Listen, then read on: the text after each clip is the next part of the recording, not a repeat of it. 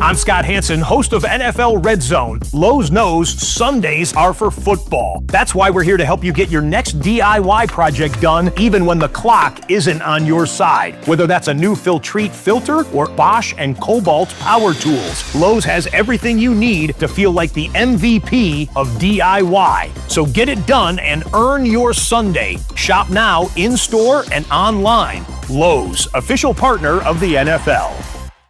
Today, we'll have Kristie's recent Disney World trip that's coming up on this episode 484 of WDW Prep To Go.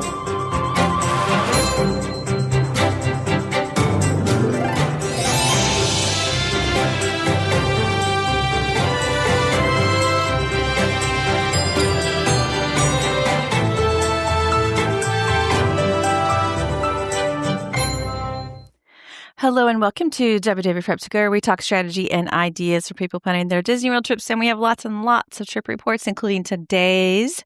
I am your host, Shannon Albert from WDWPrepSchool.com. Thank you for being here for episode 484. Today is another trip report with Kristie, and as I often say during the pre-trip, there's usually a moment where I realize why they were chosen for the pre-trip, and this one had lots of those. So this is going to have a lot of different elements, including first trip as empty nesters without their children, doing Premier Pass, doing a tour, a first trip after a major weight loss, and how that impacts your trip. So lots of that coming up in my chats with Kristie. If you want to be a guest on the podcast like Kristie, the only way to do that is the SpeakPipe information that's in the show notes of every episode. And you just leave a voicemail with the basics of your trip. And then if it works out, somebody will contact you. One point of confusion for a lot of people is that when they leave the message, they think it's like old school voicemail where they're supposed to leave, and my phone number is this and my email address is this, but you don't have to do that because when you log into SpeakPipe, it has your name and email information. So you just leave the voicemail, and then we have the email address already attached to the voicemail that we can use to reach out to you. In addition, if you leave a voicemail and you haven't heard from us, there is no need to follow up. We get a lot of submissions. They can only pick a few because there's only so many episodes in a month. We did get your message, and I promise we'll reach out if it works out with the schedule. As always, a reminder to follow on social media. I've been posting a whole lot of information on all the platforms, but also on YouTube. Videos are going up every Monday, Wednesday, and Friday. Since the podcast is mostly trip reports and my own episodes from my own trips, I really like having YouTube as an outlet to talk about single topic things, which is kind of what the podcast started as years ago. And so I've been using it for that kind of information. If you're a YouTube person, be sure to go and check out the videos. I think that is it. Without any further ado, here are my chats with Kristie. Welcome to the podcast, Kristie. Thank you for having me. I'm very excited to be here. We're talking on Wednesday, September 24th, and you are headed to Disney World. I am. Tomorrow, as a matter of fact. Tomorrow. So your trip dates are September 25th through what? Well, so that's a little funny. So original trip dates were September 28th through October the 4th. We are road trippers. I don't like to fly, so we are driving from Indiana. So originally, also, I'm very type A when it comes to Disney planning. I don't normally use a travel agent, but because free dining, quick service dining was available during this time, I used a travel agent. So originally, we booked September 28th through October 4th. When I really got to looking at the dates, I noticed that the package she had purchased had 7-day park hoppers attached. But if we leave on October 4th because we're driving, we're not doing a park on that day. We would just be waking up and leaving. Mm-hmm. So Disney math for me doesn't mean that you just shorten the ticket. It means you should extend the stay. So we then changed it from September 28th through October 5th. So, and that's still our official main package date. But then since we're driving, I ended up taking Friday off of work. So we're leaving tomorrow on Thursday when I get off work. We're making kind of a leisurely trip and driving from to Nashville and spending the night there. And then on Friday, driving to Orlando. So then I thought, well, wait, we're going to be in Orlando probably Friday and our reservation's not till Sunday. Part of this trip, my husband and I are celebrating our 26th wedding anniversary. So the Polynesian is one of my favorite places to visit when we're there, and I've never stayed there. So we added a one night stay at Polynesian on the 27th. So we're going On the 27th or the 26th? On Saturday, the 27th, we're going to stay at Poly. We're going to do like a burner hotel somewhere on Friday night. We're going to drive and figure out. I haven't made a reservation because we'll stop wherever and just, I don't believe in staying, like paying for Disney prices and getting there at like 10 o'clock at night. So we're going to plan to go to Poly first thing on Saturday morning and checking in at 7. I'm not really a water park kind of girl, so I don't think we'll take advantage of that. But I did have an interesting phone call yesterday from Disney while I was at work saying from the Disney Vacation Club, and they said, we see that you have an upcoming stay. Would you be interested in doing a vacation club tour? And they said, we have a promotion right now where you can get a $100 gift card if you do a tour, and each of us could get that, my husband and myself. And so I was asking about the dates, and what they told me is if I do the tour on the day we're at the Poly, it's $100 per person gift card. But if I wait till we go to our next resort, which is Pop, it's only $50 a person. So we are going to do a DVC tour at 10 on Saturday morning, and it's at the Poly, so we don't have to go anywhere. So that's pretty cool. And it is pretty cool. And they might take you in the bungalow. Correct.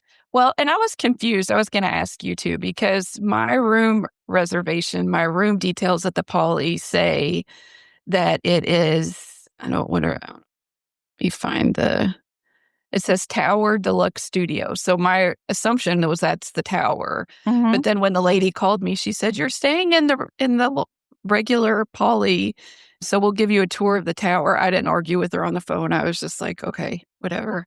I did make sure to tell her that I was celebrating my anniversary, thinking if there's any pixie dust anywhere to come, maybe that would help, but we'll see. Yeah, I'm going to guess you're staying in the tower, and those rooms look incredible. So you'll have to let us know what you think of it. But also, your tour is scheduled. Are you actually thinking about DVC, or are you just taking the tour for fun? Well, I'm taking the tour for fun right now. I mean, it would certainly be on my bucket list. It's not probably financially feasible right at the moment. I have both my kids are, and I kind of got ahead of myself a minute ago. This trip is my husband and myself. This is our first trip without our children. They're 25 and 23. So this is a new era for us. My husband, we go to Disney pretty frequently. This is the last 3 years I've been, but he has not been. It's the kids and I have gone because he's not as people person-y as we are. So since my kids are just getting out of college, we have to financially recover a little bit from college before we look into DVC. But I would love to do it. I would love to do it at Poly. My original question was about your trip date. So you're leaving on September 25th. What day do you come home? So we will check out Pop Century on the 5th, I believe, which is Sunday, and come home that day. Okay. It's driving straight through on the way back. On the way back, we drive straight through. Yeah, power through. And I left myself no room for it's back to work on Monday. So how long of a drive is that? So it is, I wrote it down, 882 miles. So about 13 hours without stops. So probably 15 hours. We are Buc-ee's people. So anywhere there's a Buc-ee's to stop, we're going to stop. So you said that Thursday, September 25th is when you start your drive, and you're going to spend some time in Nashville along the way. Friday, September 26th is when you actually arrive in Orlando, and you'll find somewhere random to stay, right? Yes. And then Saturday, September 27th, you're going to head to the Poly first thing in the morning, check in early, and do your DVC tour at 10 a.m. So let's take it from there. Yes. What else are you thinking on Saturday? So I definitely want to eat at the Lulu Lounge. That's part of the plan. I love Ohana, but the things I love about Ohana are like I can get in the Tambu Lounge, so we will probably go there.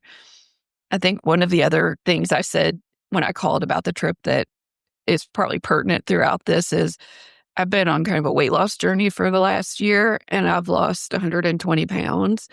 And so food obviously is still important when you go to Disney, but not probably going to be as much of a focus as it's been in the past. So like, I would love to eat at Ohana, but I don't know that it's financially viable for me to pay that much and not eat as much. So It's so much food. yeah. So I can get noodles and some dumplings at Tambu Lounge and be fine. I think that's clever. You're like, hey, I like this restaurant. It's too much food for me now. So let me just do something where I can get a little bit of it. Correct. That's good. And I'd love to watch Happily Ever After from the beach at Poly. We also have something kind of cool planned. We hired a photographer to come take some pictures of us. Again, we don't have the last, I think, family pictures we have of my husband and I together. Probably my son was an infant. So it was a lady that we found on Facebook on the Ear for Each Other group. And so at 6:30, we're getting some photos taken at Poly. Okay. That is very nice. And that's on the beach? I think so. I like the idea of on some of the tours I've seen in the tower, those inner like lanais or things like I thought something in there might be neat too, because it would be at sunset. There's a lot of good places there. Yeah. Okay. Well, that's a really fun splurge day at the Polynesian. I know. I'm excited. And then Sunday, September 28th, you move to Pop, right? We do. So now we're driving, so we'll have a vehicle there, but we would leave it at Poly. We're going to give our luggage to Bell Services to let them transfer our luggage. Sunday's a pretty busy day. We are doing the Keys to the Kingdom tour at Magic Kingdom on Sunday morning, and we have to be there at 8:00 or 7:45. So we'll probably we're early birds anyway. We'll get up and have breakfast at Captain Cook's and then take the monorail. I've read some things like that. Some people think it's faster to walk to the TTC and take the express monorail. We'll kind of see how that goes. But we're going to do the Keys to the Kingdom tour in the morning, early afternoon. Honestly, though, because you're in the tower, you could walk. Really? Okay. You could. I mean, there is a path that goes, because you're already halfway to Grand Floridian. And so if you didn't want to wait on the monorail or whatever, you could just walk all the way over using the Grand Floridian path. That's a good idea. And I asked in the Facebook group, like, is there separate parking for the tower and a separate check-in at the tower? Yeah, and I saw Jenny on my team responded to you. But yeah, there is separate parking there. Okay. And I think, I don't know about the check-in thing, but I think someone responded to you. So hopefully you can get the right information. And then, so funny story, this is my first trip with booking the lightning lanes 7 days out. And so I have my little notebook here, all my plans. I was mentally prepared that last Sunday I was going to book all of my lightning lanes, and I had my plans. And on Saturday, I had to come into work to get caught up on some paperwork. And I did not have my plans with me, but I got an alert notification from Disney on my phone about booking lightning lanes, or that Premier passes were available for booking. And I thought, why are they sending that to me today? It's not Sunday. And so I thought, well, I'm just going to open it. Well, it was giving me availability, I guess, because I booked the Saturday at Poly. So then the pressure was on, and in my mind, I couldn't wait till I got home because I didn't want to miss out on stuff. So I was trying to book everything.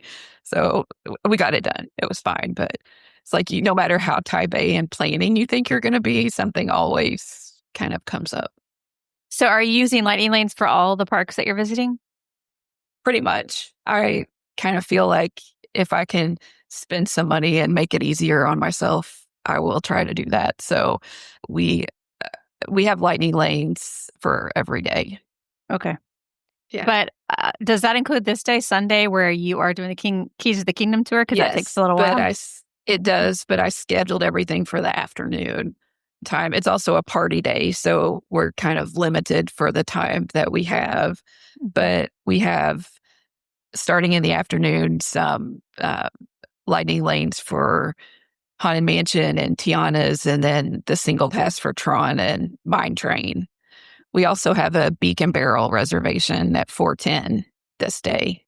That's another thing I've been fighting for my life trying to get. So that was, and then probably we'll have to go back to Poly to pick up our rental and then go to Pop after that. Okay. Back to the Poly, move to Pop. Okay. And then you'll get, I assume your room will be ready by then. Hopefully, should be, yeah. Should be ready hours before then. Any other plans on this evening? Probably just unpack and get settled, but nothing set in stone. Okay. Monday, September 29th. Yes. So Mondays, we're going to go to Hollywood Studios that day. A lot of my husband's last trip was in 2016. So a lot of stuff's new for him and has not experienced. So we have, I think that day we will probably come in and go do Mickey and Minnie's first. Kind of and rope drop that. Your rope droppers. Okay. Yeah. We get up at 5 o'clock in the morning every day anyway, so we'll probably still do that there. Now, I don't remember from before, and I guess I'll ask your advice, because if you're rope dropping a place like Hollywood Studios or Epcot from Pop, when you transfer a Caribbean beach, do you get kicked back to the end of another line? You do, but it's not bad. Okay. It's because you have to get off of the Pop Century line, and then you have to get on the Hollywood Studios one. Okay. But it's not too bad. We did it the last trip. Okay. I have an early, like a 9 a.m. Star Tours just to kind of burner lightning lane. We have a Rise single pass, and then Slinky Dog and Toy Story Mania lightning lane. As far as eating, and again, we have free quick service dining. So I've written myself notes. I know we'll probably get something at Docking Bay 7, perhaps the Ronto wraps or... Okay, so that. And then I also wrote Woody's Lunchbox. So kind of the beauty of some of this is my husband and I are in our 50s, so we can, without kids, we can kind of go at our own pace and go in whatever direction the wind takes us or we want to. I love that with the quick service credits, you can still mobile order and use the credits. Like it's just convenient to be able to do it that way. Yeah. Okay. And I don't have any like dining reservations that day. And it's on my radar to consider doing Fantasmic, but it's not set in stone. So. Yep. Okay, let's see. All right, let's talk about Tuesday, September 30th. Yes. So this is an exciting day a little bit. So I have been watching for the Beacon Barrel reservation was one thing. And I've also had a mouse watcher search for the Wild Africa Track Tour at Animal Kingdom, because part of like losing the weight is I never could have done it before because I was above the weight limit. But unfortunately, till up to this point, they've only had openings like one slot, not one for my husband and I. So when I was making the lightning lanes, it's so timely that you guys did your little podcast and talking about Epcot touring strategies, because Epcot is probably my favorite park, but also my most frustrating, because I always feel like I'm failing at whatever strategy I make to get onto the rides, like that I'm ping-ponging and I'm rushing to get from one place to the next, and I'm missing doing all the things I want to do, like leisurely go through the World Showcase or stop and look at a gift shop somewhere. So I thought, well, if I was planning on doing the Wild Africa track, but I can't, why don't you get the premium pass for Epcot this day? And then you can ride whenever you want, the things that you want, and do it at the pace that I want and not be ping-ponging. So we have the premium pass for Tuesday at Epcot. So I'm super excited about that. I have not totally made my game plan for how we will approach it. Obviously, we'll still take the Skyliner, weather permitting. We do have a dining reservation that day at Via Napoli at 11:30. In my months of planning, I would say to my husband, where do you want to eat? Or is there any place you want to go? And he kept saying, no, you pick, you pick, you pick. And one day I just kind of got mad and said, can you please just tell me one thing? And so he said Via Napoli. So that's why we're going there. Yeah, So I love this. I love this concept because we've had other guests that use it just for Epcot, and it's like it's that ping ponging that you said that make it so hard. We have another recent report where they did all the rides before 11, which is when the World Showcase opens, and then they were like, and then 11 I'm doing World Showcase, but that is still a lot of walking because you're doing the whole park and then coming back to the World Showcase. So there's lots of different ways to approach it, but I can totally see why you would want to do Premier Pass so you don't have to crisscross a huge park so many times. For sure. Last year we got kind of burnt in Epcot because our last trip we stayed at Bay Lake Tower, and so we did the extending evening hours, and it was super crowded. And so we were like, we're going to go do this and do that. And then, but everybody was hungry, and we didn't realize, nothing was open to get food in extended evening hours in the World Showcase hardly. So anyway, we're excited about the Premium Pass. And that's really our only, I don't have any set plan, that reservation, and we'll just proceed with how the day takes us. So with the Premier Pass, are you planning to be there early still or just more leisure? I think we'll see how we feel. We may be more leisurely, but generally my husband and I, even when we're on vacation, like 7:00 is sleeping in for us. So we will probably still be early. Plus, it's still going to be hot. So I am very much like get in and do some stuff before it gets blazing and then come back and take a rest and go back in the evening. Yeah, I'm looking at the forecast, but it is exactly what you would think for this time of year. Hot and wet. Yeah, hot and wet. It's exactly, and where I live, it's exactly the same. So whenever I scroll on my phone from Orlando to Puerto Vallarta, I'm like, they're identical. So you'll be ready for it. But yeah. Thankfully, the hurricane blobs that are out in the Atlantic are still going up the coast and not toward Florida. So yeah, 'tis the season. But I'll keep my fingers crossed that it'll stay nice enough for you. Any other thoughts on this Tuesday, September 30th? Not really. No. I think even if we do like go back and take a rest, I would come back to Epcot because cruising through Food and Wine and the World Showcase in the evening and that kind of stuff, I think would be fun. Let's talk about October 1st, Wednesday. Yes. So that's our Animal Kingdom Day. This is also kind of a fun day for me because our last three Disney trips, I've not ever been able to ride Flight of Passage because I didn't fit in the seat. And so I am really, logically, I know that I'll fit in the seat now, but in my mind, I still have that fear of like, am I going to go and not fit in the seat? So Flight of Passage, I purchased a single pass for that. We have an 8:05 Safari Lightning Lane. One of our families always must do for a trip to Disney World is Tusker House breakfast at Animal Kingdom. So we have a 9:45 Tusker House reservation. We have Expedition Everest and Navi River Lightning Lanes. Probably, I want to go to do the animation experience at Rafiki's Planet Watch. So that's on my list of things to do. There's so many places I want to try, and I don't know that I can eat as much as the things I want to try. So I would like to go to Nomad Lounge.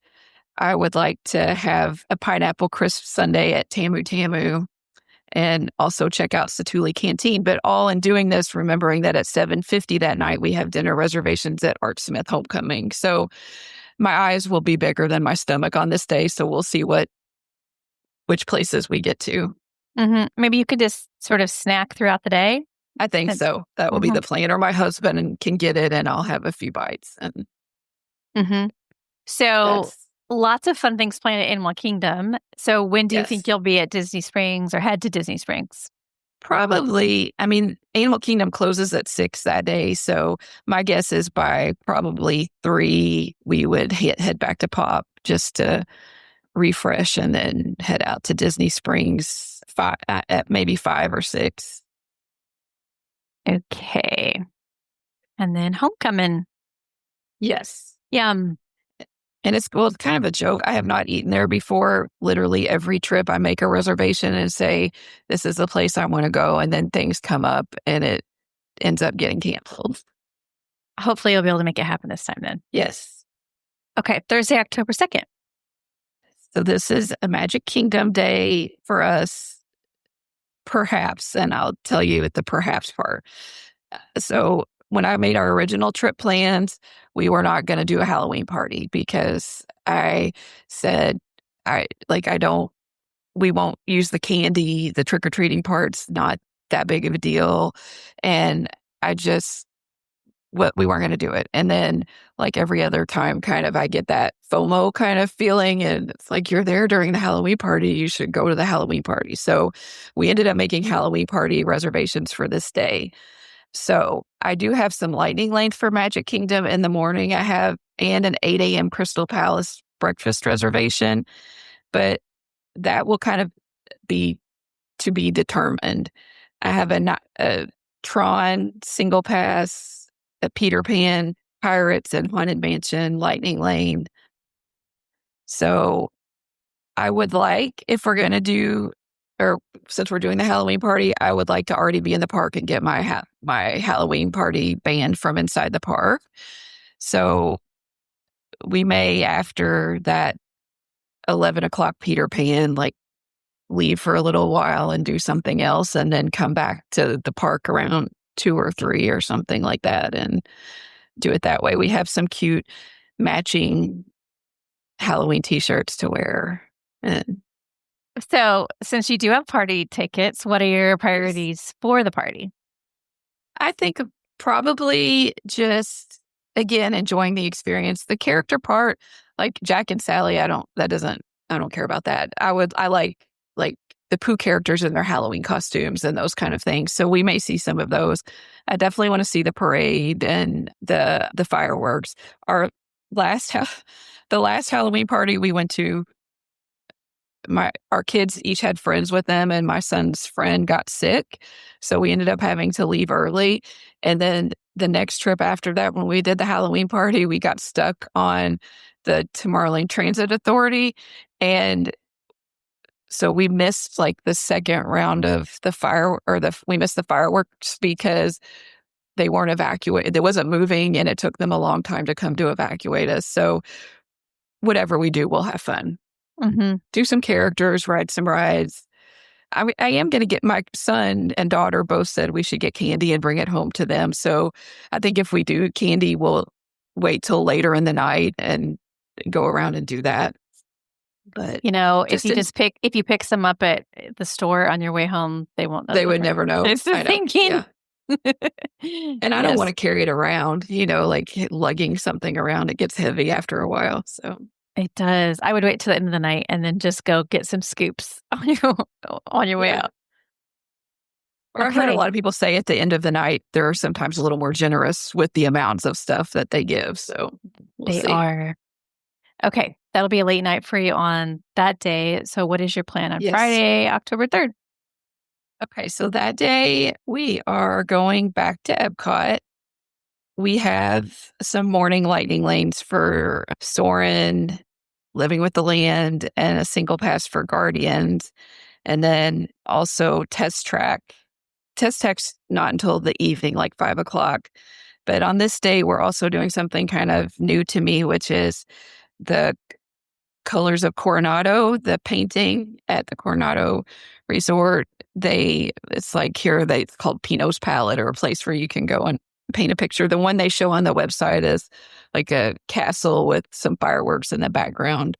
I am by far an artist, so we'll see how that goes. But it's an 11 11 by 14 canvas. It costs $45 to do, and it's at Toledo restaurant is where they do it at. So, and it lasts 2 hours. When is that? It's at 1:00. Okay. It's only on Fridays is the only day they do it. Okay. And you're going to be at Epcot that morning. So are you heading, how are you getting? We'll probably just go from Epcot on a bus to Coronado. Okay. And then from Coronado? Well, probably back to Pop for a little bit and then back to Epcot. To go Coronado to Pop, you'd have to take a park. Yeah, or Uber. We'll Uber a lot too. So okay, just trying to figure out the logistics. It's much easier because you have a car, but on this particular day, you just won't have it. Yeah, I don't. Once we park that car, I don't tend to get in it for any reason. But I'm also not afraid to Uber or Lyft. We have done that a lot. Okay, so after Coronado Springs painting class, did you say going back to the hotel? Back to Epcot or back to the hotel, then maybe back to Epcot. Again, I have a test track lighting lane at 5, but we also will have done test track on our Premier Pass day. So I also want to spend some time at Disney Springs, so it could be feasible that 5:00 may get moved or changed or something, and we may go to Disney Springs. Now, your husband hasn't been in a while, so he hasn't done Guardians of the Galaxy. He has not done Guardians. He's not done Remy. What year did Frozen Ever After change? 2016. I think he did for that. We were there in 2016. I think he did Frozen, but also Galaxy's Edge, that's all new. Mickey and Minnie's, Slinky Dog, Tron. Toy Story Land. Yeah. But do you think he will do okay on Guardians? Because some people do, some people don't. So of the two of us, I am the more motion sick. I rode Guardians last trip and I just didn't open my eyes the entire time because I was kind of scared that I was going to get motion sick. The trip before, I specifically didn't ride because that day I had a really bad headache and I thought this is a recipe for disaster, so I avoided it. Last year, I was so hot that day. It was 100 degrees outside. It just felt so good to be cool and have that air blowing that I felt fine. Now, I will this time hopefully open my eyes and see how it goes. But he rides roller coasters with a kid, so I think he'll tolerate it fine. Okay. Good, because that makes it more fun, obviously. Yes. Yeah. Okay. Are you ready for Saturday, October 4th? Yes. So that day, we're going to probably go back to Hollywood Studios. I have a single pass for Rise again at 9 and lightning lanes for Slinky Dog, Toy Story Mania, and The Little Mermaid show. I made myself a note here that I do at some point, either on the way to Hollywood Studios or on the way back, I want to stop at the Riviera and eat at Primo Piata to try that. But again, the longer we get into the trip, the least kind of strict my plans have gotten because, again, we may pivot and do something else if we feel like it. And it's kind of funny because I complained for years about I don't want to get up at 7 a.m. and have to make my lightning lanes the day of. But it does allow sometimes a little bit more flexibility where if you decide you want to do something different another day that you can change it. So we have park hoppers. So, I mean, we can do whatever we want and change things as we want. But that's the tentative plan. And no dining reservations that day either. So. Okay. You have a quick service dining plan, so it makes sense that you don't always have them. Correct. All right. Sunday, October 5th is when you drive, right? Yeah. We'll just get up probably 5 a.m. and take off and drive home and reminisce about our trip on the drive back. Yeah. In the pre-trips, I can always tell why it was chosen for a trip report, and there's about 1 million in here. This is so good. I tried. Like when you take a family of 4, some of the things that you might want to do are kind of cost prohibitive when you have to do it. So then when it's just the 2 of us, it's a little easier. And also, again, we're celebrating our wedding anniversary, but I was really disappointed last year after our last trip because I love Disney so much, but it took such a toll on my body. It was just like the heat and my feet hurt. And so I'm really excited to see what doing Disney 120 pounds lighter than the last time I was there will feel like. I'm still prepared for the heat and blisters and to try to avoid that as best as possible. But I'm really hoping that I'm less discouraged after the trip than I was last time. So Yeah, I'm really excited for you. You get to ride some things that you've never been on before. And obviously your husband will as well. yes, for sure. All right. Well, have a great time. Happy anniversary. And I'll talk to you in a couple weeks. Thank you so much. Have a good evening. Welcome back from your trip, Kristie. All right. Thank you. We're talking on Saturday, October 11th. You've been back for almost a week. Yes. How are you? Late Sunday. I am good. I am recuperating from going straight back to work and being a little tired, and I still have my suitcase open in the middle of the living room that hasn't been unpacked, but that's the goal for this afternoon. This weekend is your recovery since you jumped right back into it. For sure. Okay, so we have a lot of trip to get through. So let's start Thursday, September 25th, when you started your drive toward Florida. Yes.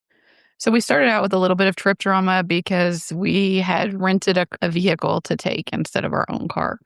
And so we had gotten a text probably pretty shortly after I talked to you on Wednesday that they were just sorry, but they weren't going to have a car available for us.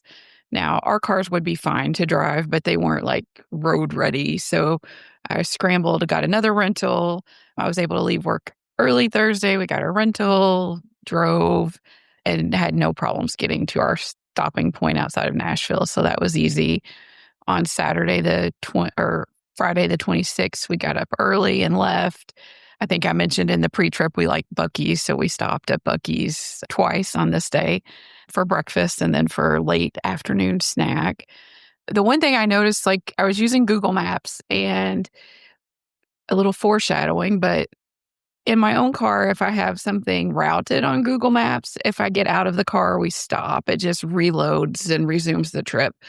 In the rental vehicle, I was having some technical difficulties. So every time we stopped, I was having to reload the trip onto Google Maps to reconnect to CarPlay. So when we left in the morning, it had anticipated our arrival in Orlando to be around 5 p.m. And the further south we got in Georgia, I was noticing that the arrival time kept getting later and later. And obviously some of it was because we had stopped, but I mean, I'm talking like 8 and 9, 9:30.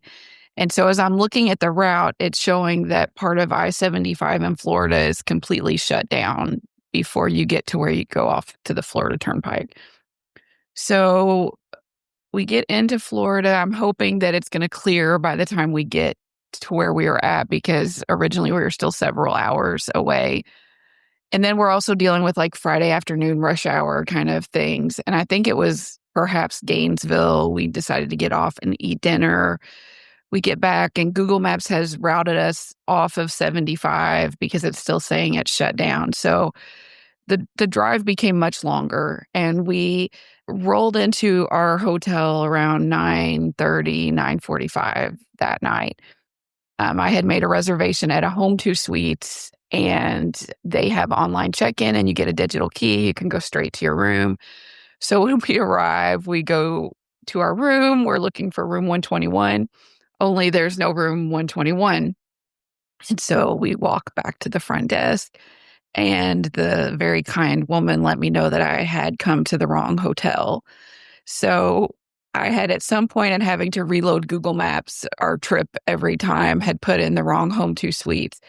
And the hotel where we had a reservation was 16 miles back in the direction from whence we just came. It honestly wouldn't have mattered if it was 16 feet back in the other direction. I was not going to get back in the car. So they had a room available. Unfortunately, I was not able to cancel my original reservation because I had already checked in. So after the fact this week, one of the things I've been on the phone with Hilton trying to get refunded for that stay that we never checked into. But my husband, I think, was just grateful that I was the one that made the mistake. So I was joking that I think my husband was glad that I'm the one that made the mistake, because had he been the one, I'm sure there would have been more trouble to be had. But we were grateful to be somewhere at that point. So we ended up at a Home 2 Suites in Flamingo Crossing, which is much closer to Disney than the original Winter Garden location where we were supposed to be. Yeah. A lot of cast members live right there, so that's how close it is. It was very nice, but we were crashed out. I was tired. The trip down took much longer than anticipated. There, I think, were several accidents on 75, so a lot of rerouting, but I was glad we had allotted ourselves extra time and, again, didn't lose any park time because of it. So, All right, so you had one night there, and then you were changing over to the Polynesian on Saturday, September 27th. Correct. So we got up Saturday morning. We slept in a little bit. So we got to Poly around 9 a.m. I had done online check-in, but I also just kind of stopped in the lobby when we arrived to say, hey, I just wanted to let you know that we're physically here. And she said our room was not ready. So we walked from the tower over to the main Poly and had breakfast at Captain Cook's. We ate off the kids' menu that morning. They had an egg white scramble with ham and cheese, and then we got an extra Mickey waffle. I forgot we had the quick service dining plan, though, at this point. We were so excited to be there that I wasn't even taking into account that we were having that. But it was fine. Breakfast was yummy. Our tour with DVC was at 10 a.m., so we walked back over to Poly Tower.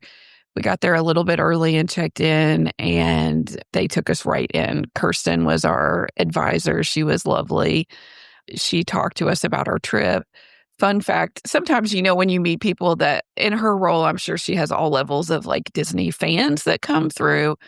So she was asking me a lot of questions. And then, because one of the questions is, she said, how much do you think a room at the Polynesian was on during opening time of Disney? And I did not know. I had not totally known, but I was just kind of guessing in my head. And I said, $29. And she said, you're the first person ever that has gotten that right. So $29 was how much it cost to stay at Poly at opening. We ran numbers for the Island Tower and for Riviera. And it's honestly something I would love to do. We didn't commit at that time. And I was honest with her and told her, we're very interested, but not today, and there was no high pressure. It was an hour. She took us on a tour. The rooms it's beautiful there. It smells good. Everything's so pretty. We looked at a studio and a 1-bedroom, and they were both lovely. I would have no qualms. After staying there and after looking at things, if I bought, I would love to buy there. I loved everything about it. So your tour was specifically in the new tower? Correct. Yes. Okay. Yeah. And ironically, where our room ended up being was right across from where where her office was. So it was kind of fitting. It was very close. When we got done with our tour, it was immediate. I mean, within 5 minutes, I had an email with our $200 gift card in the account. So there was no pressure, quick turnaround. So it was, and we loved every minute of doing the tour. So it was great. Mm-hmm. When we were done, our room was still not ready. So we decided that we would go to Disney Springs. We went over to the bus stop at the main Poly and got on a bus to Disney Springs. It was Saturday, so it was really crowded, and I tend to try to avoid going to Disney Springs on the weekends for that reason, but we were kind of not sure what we wanted to do at that point, so we kind of just thought we'd go and walk around a little bit. My son is a huge soccer fan, so his request for a souvenir was something from the Pele soccer store, so we thought, well, we'll go get that out of the way. So we FaceTimed him and showed him some of the merch, and he picked out what he wanted. we walked by Summer House and we went and picked out cookies there. So my husband had a lemon cookie and I had one of the peanut butter Reese's, and they were yummy. It did start sprinkling a little bit, nothing major. So we just, between the crowd and the rain, we decided we would head back to Poly. And while we were on our way back, we got a text that our room was ready. So we got back, we were on the second floor, really probably 2 or 3 rooms down from like the elevators in the main lobby. And we were in a studio. It was beautiful. It had the bed, like the full queen bed that was down, and then a Murphy bed that you could pull down with a couch. We just left that up. There was a fridge and a small little like galley kitchen area. The room was plenty of space for my husband and I. We loved it. We decided to walk down, or we did signed up for the list to get seated at Lulu Lounge, and within a couple of minutes got notification that we could come. I was a little confused because we'd walked around when we had walked over to Poly from the tower. There was an entrance to like the bar area of the Lulu Lounge outside.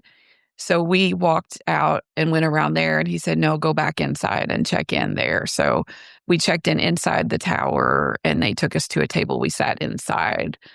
We had, not to spoil too much of the trip, but this, we both said, was our favorite meal of the whole trip there. We had the appetizers, the sweet potato hummus and the musubi spam appetizer. Mm-hmm. And then we both had the Wayfarer burger. The Wayfarer burger is delicious. That was our favorite thing for both of us the whole trip. And the views. It was gorgeous. It was so pretty.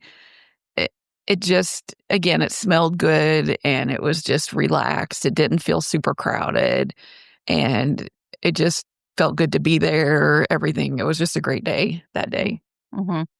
We knew we had our pictures coming up later that evening, so we went back up to our room and took a nap for a little bit. I think we were still kind of recuperating from the drive yesterday. Our photographer, we were supposed to meet her, I think, around 6:30-ish. We were messaging and she was asking about what kind of locations, and I kind of deferred to her, but said, obviously there's like a little beach area that has some view of the castle and across the lake. So we did a few there. My husband does not enjoy having his picture taken. So as we were walking out of the room, he said, I'm really dreading this. And so I was a little frustrated because I was like, if you didn't want to do this, you could have told me and I would have said, okay, But I think in retrospect, I just actually sent back our album of the pictures. I think I probably just picked the wrong day for us to do the pictures. I think we were still kind of tired from the drive. I think he wasn't feeling it. I wasn't in love with what I chose to wear. We were hot. The pictures are great and she did a great job, but it was just kind of wah wah. She kept taking us like kind of off the path into like the bushes a little bit. And then one time she was like, okay, I want you to sit here. And I just had to kind of say, no, I don't want to sit in the grass in my dress. And so the pictures were beautiful and I'll send you a few, but that would be one thing I probably would retime or figure out maybe another time to do family pictures there. Mm-hmm. This was probably the hottest day of our whole week too, which was nice. We were it was nice except for the pictures. Except for the pictures, yes. So, and then by the end of like the 30-minute time we were with her, in the proofs you can see like that my hair was my bangs were sweaty a little bit. But we got done with our pictures, had to go take showers.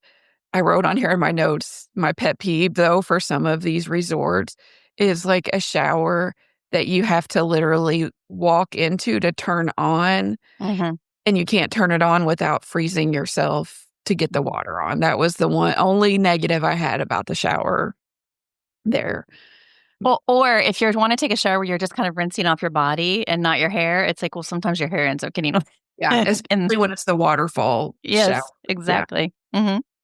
We did walk back out and go back over to Polly and kind of walked around the lobby. I had toyed with wanting to go to the Tambu Lounge, but it was Saturday night and there was a line of probably like 10 people waiting to be seated in there. The Polly lobby was packed with people waiting for Ohana. So we kind of decided not to do that. We got some snacks at the little convenience store there and walked down and got Dole Whips from that location and just walked back to our room and got ready for bed. So it was a great first day. And the only thing I would change is that I wouldn't have done the pictures that day or at all, or would have just, because we got plenty of pictures of us the whole week, with PhotoPass. So Yeah, I mean, I think ideally, if you hire a photographer, you look more fresh. Maybe you're more dressed up or whatever. But it sounds like it was just really kind of hot and sticky. it just, yeah. And or I should have just stuck to my guns and said, why don't we just stay in this one location and do pictures instead of going on a nature hike? Because it felt like we went on a nature hike a little bit. Yeah. The next day was your first park day, Sunday, September 28th. And Yes. you had a big day at Magic Kingdom. We did. So we got up early, got all of our stuff packed up. We had intended to leave Polly pretty early, but the caveat that I did not bank on is Bell Services doesn't arrive until right at 7. So we needed to we wanted to drop our luggage off with Bell Services. So we were down in the lobby probably about 6:45, just waiting for somebody to show up. And when they did, we got our luggage checked in and we took your advice. We just decided to walk from the tower. So, and it's super close. I mean, you're at the Grand Floridian in just a couple of minutes. And there's signage that says Trail to Magic Kingdom, but there's a couple of places once you get like kind of into the guts of Grand Floridian that it doesn't continue to tell you which way the trail goes. And you can kind of assume, because obviously you can see things in the background. I knew which direction we were headed, but we got kind of off track a couple of times, and then everything looks the same at the Grand Floridian a little bit. So I think it probably took us a little bit longer than it would have had we stayed on the right path. But it probably took us about 25 minutes to walk from the Island Tower over to where they would do the security checkpoint at waiting to get into Magic Kingdom. And we honestly, I don't think we encountered another human being the entire trip. It was a very lovely walk. It was very humid this morning, though, so it was kind of like already sweaty and icky by the time we got there. When we got to the security line, they weren't letting people through yet, but we were like the fourth people back in line. Pretty quickly, they opened up the security gates and we got into the tap styles, and we were first at one of the tap styles waiting. And they opened up to let people go into the park right around 7:45. So we went straight in and you check in for the Keys to the Kingdom tour at Downtown Square Theater. They were prepared for us. The first thing we did was order our lunch, which is at Columbia Harbor House. They give you a menu. There was a little bit I'm allergic to shellfish, so a lot of the options at Columbia Harbor House are shellfish or cooked in oil that shellfish is in. So I had to get gluten-free chicken tenders to protect myself from that. And then they were very concerned about making sure it wasn't an airborne allergy and that. So are you saying the gluten-free chicken tenders are cooked separate from correct. everything Correct. else? Okay. Yeah, they're cooked because otherwise the other chicken tenders, I guess, are cooked in the same oil that like the shrimp and things. Yeah. So the reason I'm asking is because I travel with Heather all the time and she has a shellfish allergy, and we haven't been back to Columbia Harbor House because of the chicken she ordered made her sick. Oh. And so you tell her to order the gluten-free chicken, and they said that was cooked separately. I will remember that because I thought, well, they're obviously cross-contaminating, and she's very sensitive. Yeah. Well, that's a heck of a way to run a trip really quick, too. So definitely don't want to do that. Our tour guide's name was Melissa. She was from Brooklyn. You get fitted with earphones that you wear and a little pack around your neck. And we had Keys to the Kingdom name tags that they made for us. I think there were probably about 20 people in our group. And was Maybe everybody on time? pretty much. There may not have been the full 20 because there was a husband and wife that they were trying to add on that I guess kind of walked up at the last minute and they said they had availability. But I was kind of giggling because they literally all they had was their magic band. They didn't have any ID.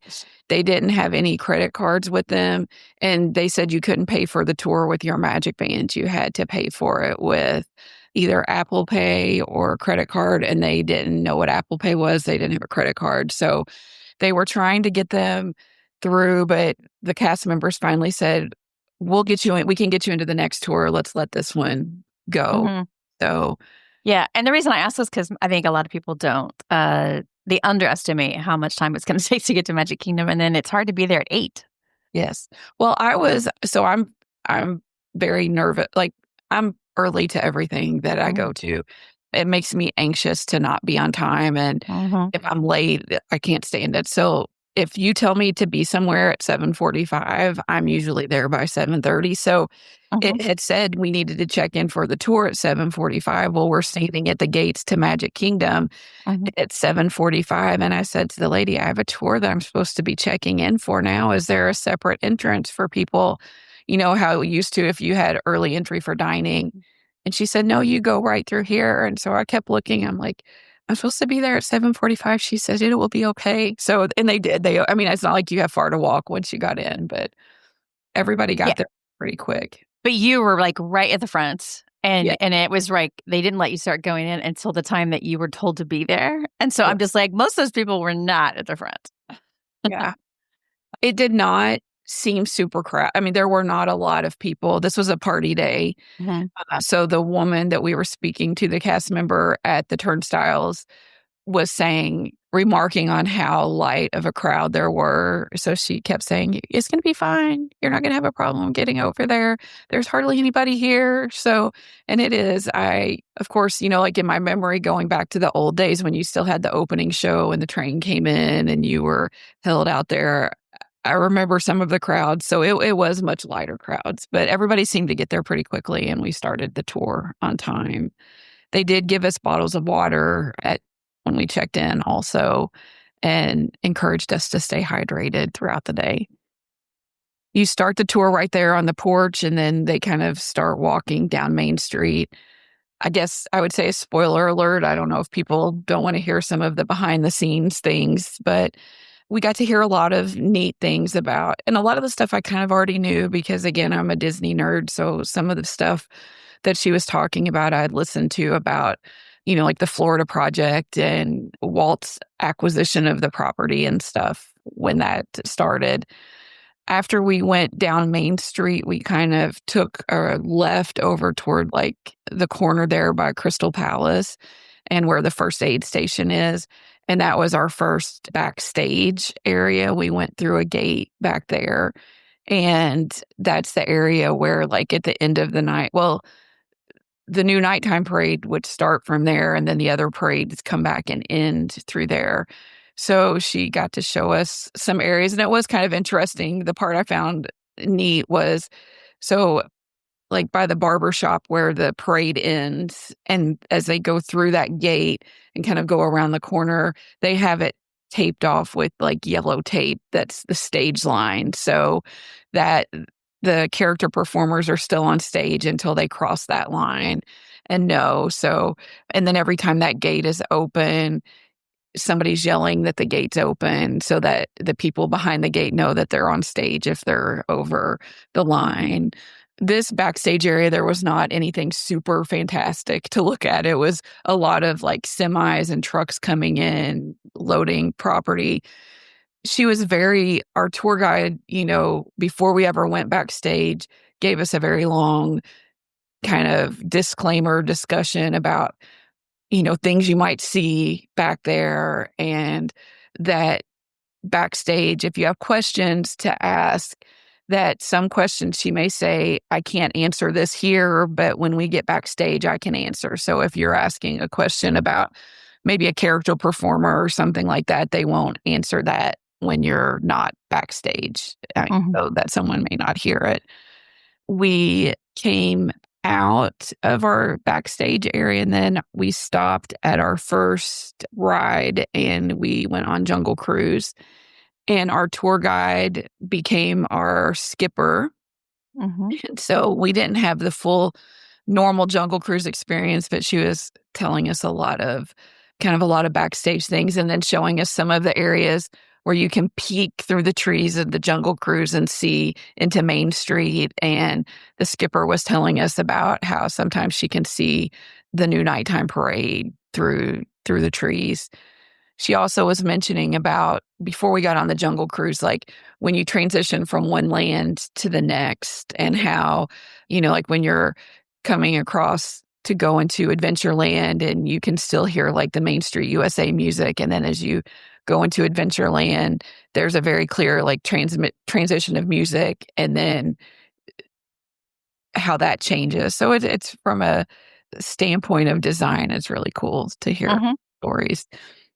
We had, I think, a bathroom break. What I didn't say is, at the beginning, they also were very clear, you're not allowed to have your phones out during the tour. There's no recording. Thankfully, we had a very respectful group of people, so it did not seem like anybody was trying to do anything. But when we had our bathroom break, she said, if you need to pull your phone out to do something, you can do that. We had our lunch break early at like 10:45. We went to Columbia Harbor House. And they had, like, all the orders were already prepared. They were already sat out on tables with our names attached to them. So we got to go, we went upstairs at Columbia Harbor House and before it opened for regular lunch for the other guests and spent about 30 minutes up there. So it was neat to talk to some of the other people that were on the tour. It was mostly, it was all adults. There were a couple of probably college age kids with their parents that were on there, but everybody seemed to have a genuine kind of fall into the category of being like a Disney lover, Disney nerd. We got back off, and then this was like the really fun part because we get into Fantasyland. And when we were going to get to go down into the utilidors, and we entered through a door that was in, I think is it Fantasy Fair, the gift shop that's right there by Miller Magic. And so then we got another, discussion about things we might see. And that basically, like, if a cast member or a character performer engages with you, you can engage with them, but otherwise respect that this is their backstage space and, not fangirling, if you can help it until they're gone, if they don't engage with you. So we went down through that area. We were always like kind of pressed up against the wall, like on either side to kind of stay out of the way. And while we were down there, we saw a friend of Anna's and a friend of Prince Naveen. Then we saw Fairy Godmother. Fairy Godmother was, I think, getting ready to just go on stage because she was walking out with her character attendant. To me, probably the neatest part of being in the utilidors is we got to go in the costuming shop. And again, another little lecture, like, don't touch anything. Don't, like, keep your hands in your pockets. If, you're not allowed to, you can walk slowly, but don't stop. But we got to see, Cinderella's dress and Snow White's dress. And we saw, I'm trying to remember, I know we saw like one of the chipmunks all the costumes were down there. And then the women that were sewing or doing repairs. And it was just beautiful. They were all beautiful. And I wanted to touch all of them and look through them all, but we did not. We went around and there's a lot of like historical artwork on the walls about when Magic Kingdom was being built and often like referring to Walt and Roy as being like the director and the producer, and talking about some of the significance of that. Walt's statue is, or Roy's statue is, right up in the front and with Minnie. And it was really a nice tour. It was a little bit long. Like, it was 5 hours is a long time. And there was a lot of like standing in one place sometimes for a while. So the information was good. It was just, it bordered a little bit on the long side. And then there were times when we were out walking. This was a really sunny, warm, humid day. So definitely needed water, but I'm really glad we did it. When we get later in the trip, I'll talk about another thing we did that I would do again in a heartbeat. I'm not sure I would do this one again, just because I'm not sure it would be different stuff. But I really am glad we did it. We got back to, or we came out of the utilidors in that bypass area that they use for the Halloween party.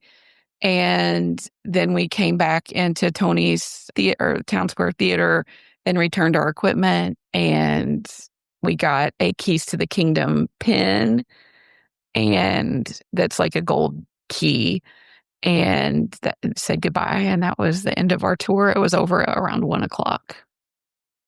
Okay. So after that, you had some lightning lanes to use? We did. And we were a little bit hot. And so we snuck into the confectionery and got some sodas.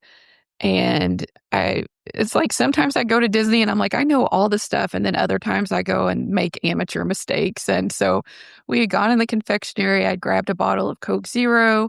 And then we were just kind of looking through, and I walked through some of the gift shops and got down and then tried to go pay. And she's like, no, you have to pay in the confectionery. So, and to turn around, I had essentially tried to steal my soda. But I told my husband I want to get popcorn, where you can make your own popcorn. I don't want to get it and then have to carry it around, so we'll stop back later. We went to Tomorrowland, and we walked on the Tomorrowland Transit Authority. It was no wait. After we did that, we got off and walked on and did Carousel of Progress. I don't know if I didn't notice it the last time or when this happened, but they have new seat. Like, the upholstery on the seats are new and fresh and nice, so that was good. We had a lighting lane for Tron. And, as I told you before, there were some things I couldn't ride before because of size. So I still had like a little bit of anxiety about fitting. But I think in all my anxiety about whether or not I would fit, I never really thought about, I don't really love roller coasters, to be completely honest, but I just was going to do it because I could fit on it. So we get in a line. It starts raining while we're in line. We get up there, and we end up getting in number one. And so we get on, I fit with no problem, but I'm starting now to be a little anxious, like, well, I really hope that this is okay. So another foreshadowing for this trip is, as many times as I've ridden some of these rides at Disney, I fail almost every time on the ride photo, like anticipating where it's coming or knowing where it's going to be. So, and this holds true with my Tron ride photo. It looks like I am being tortured or just completely terrified. My husband at least looks like he's kind of having fun, but it was a little more intense than I thought it was going to be. But Kristie, I need you to send the photos. I will. It's pretty funny. The other thing that is, and this is gross and maybe TMI, but once it started moving, my nose started running so bad. Like, literally, like somebody had turned a faucet on, and I was so scared to let go. And so I honestly just felt bad for the people behind me, because I thought, surely my snot is just back. I don't know.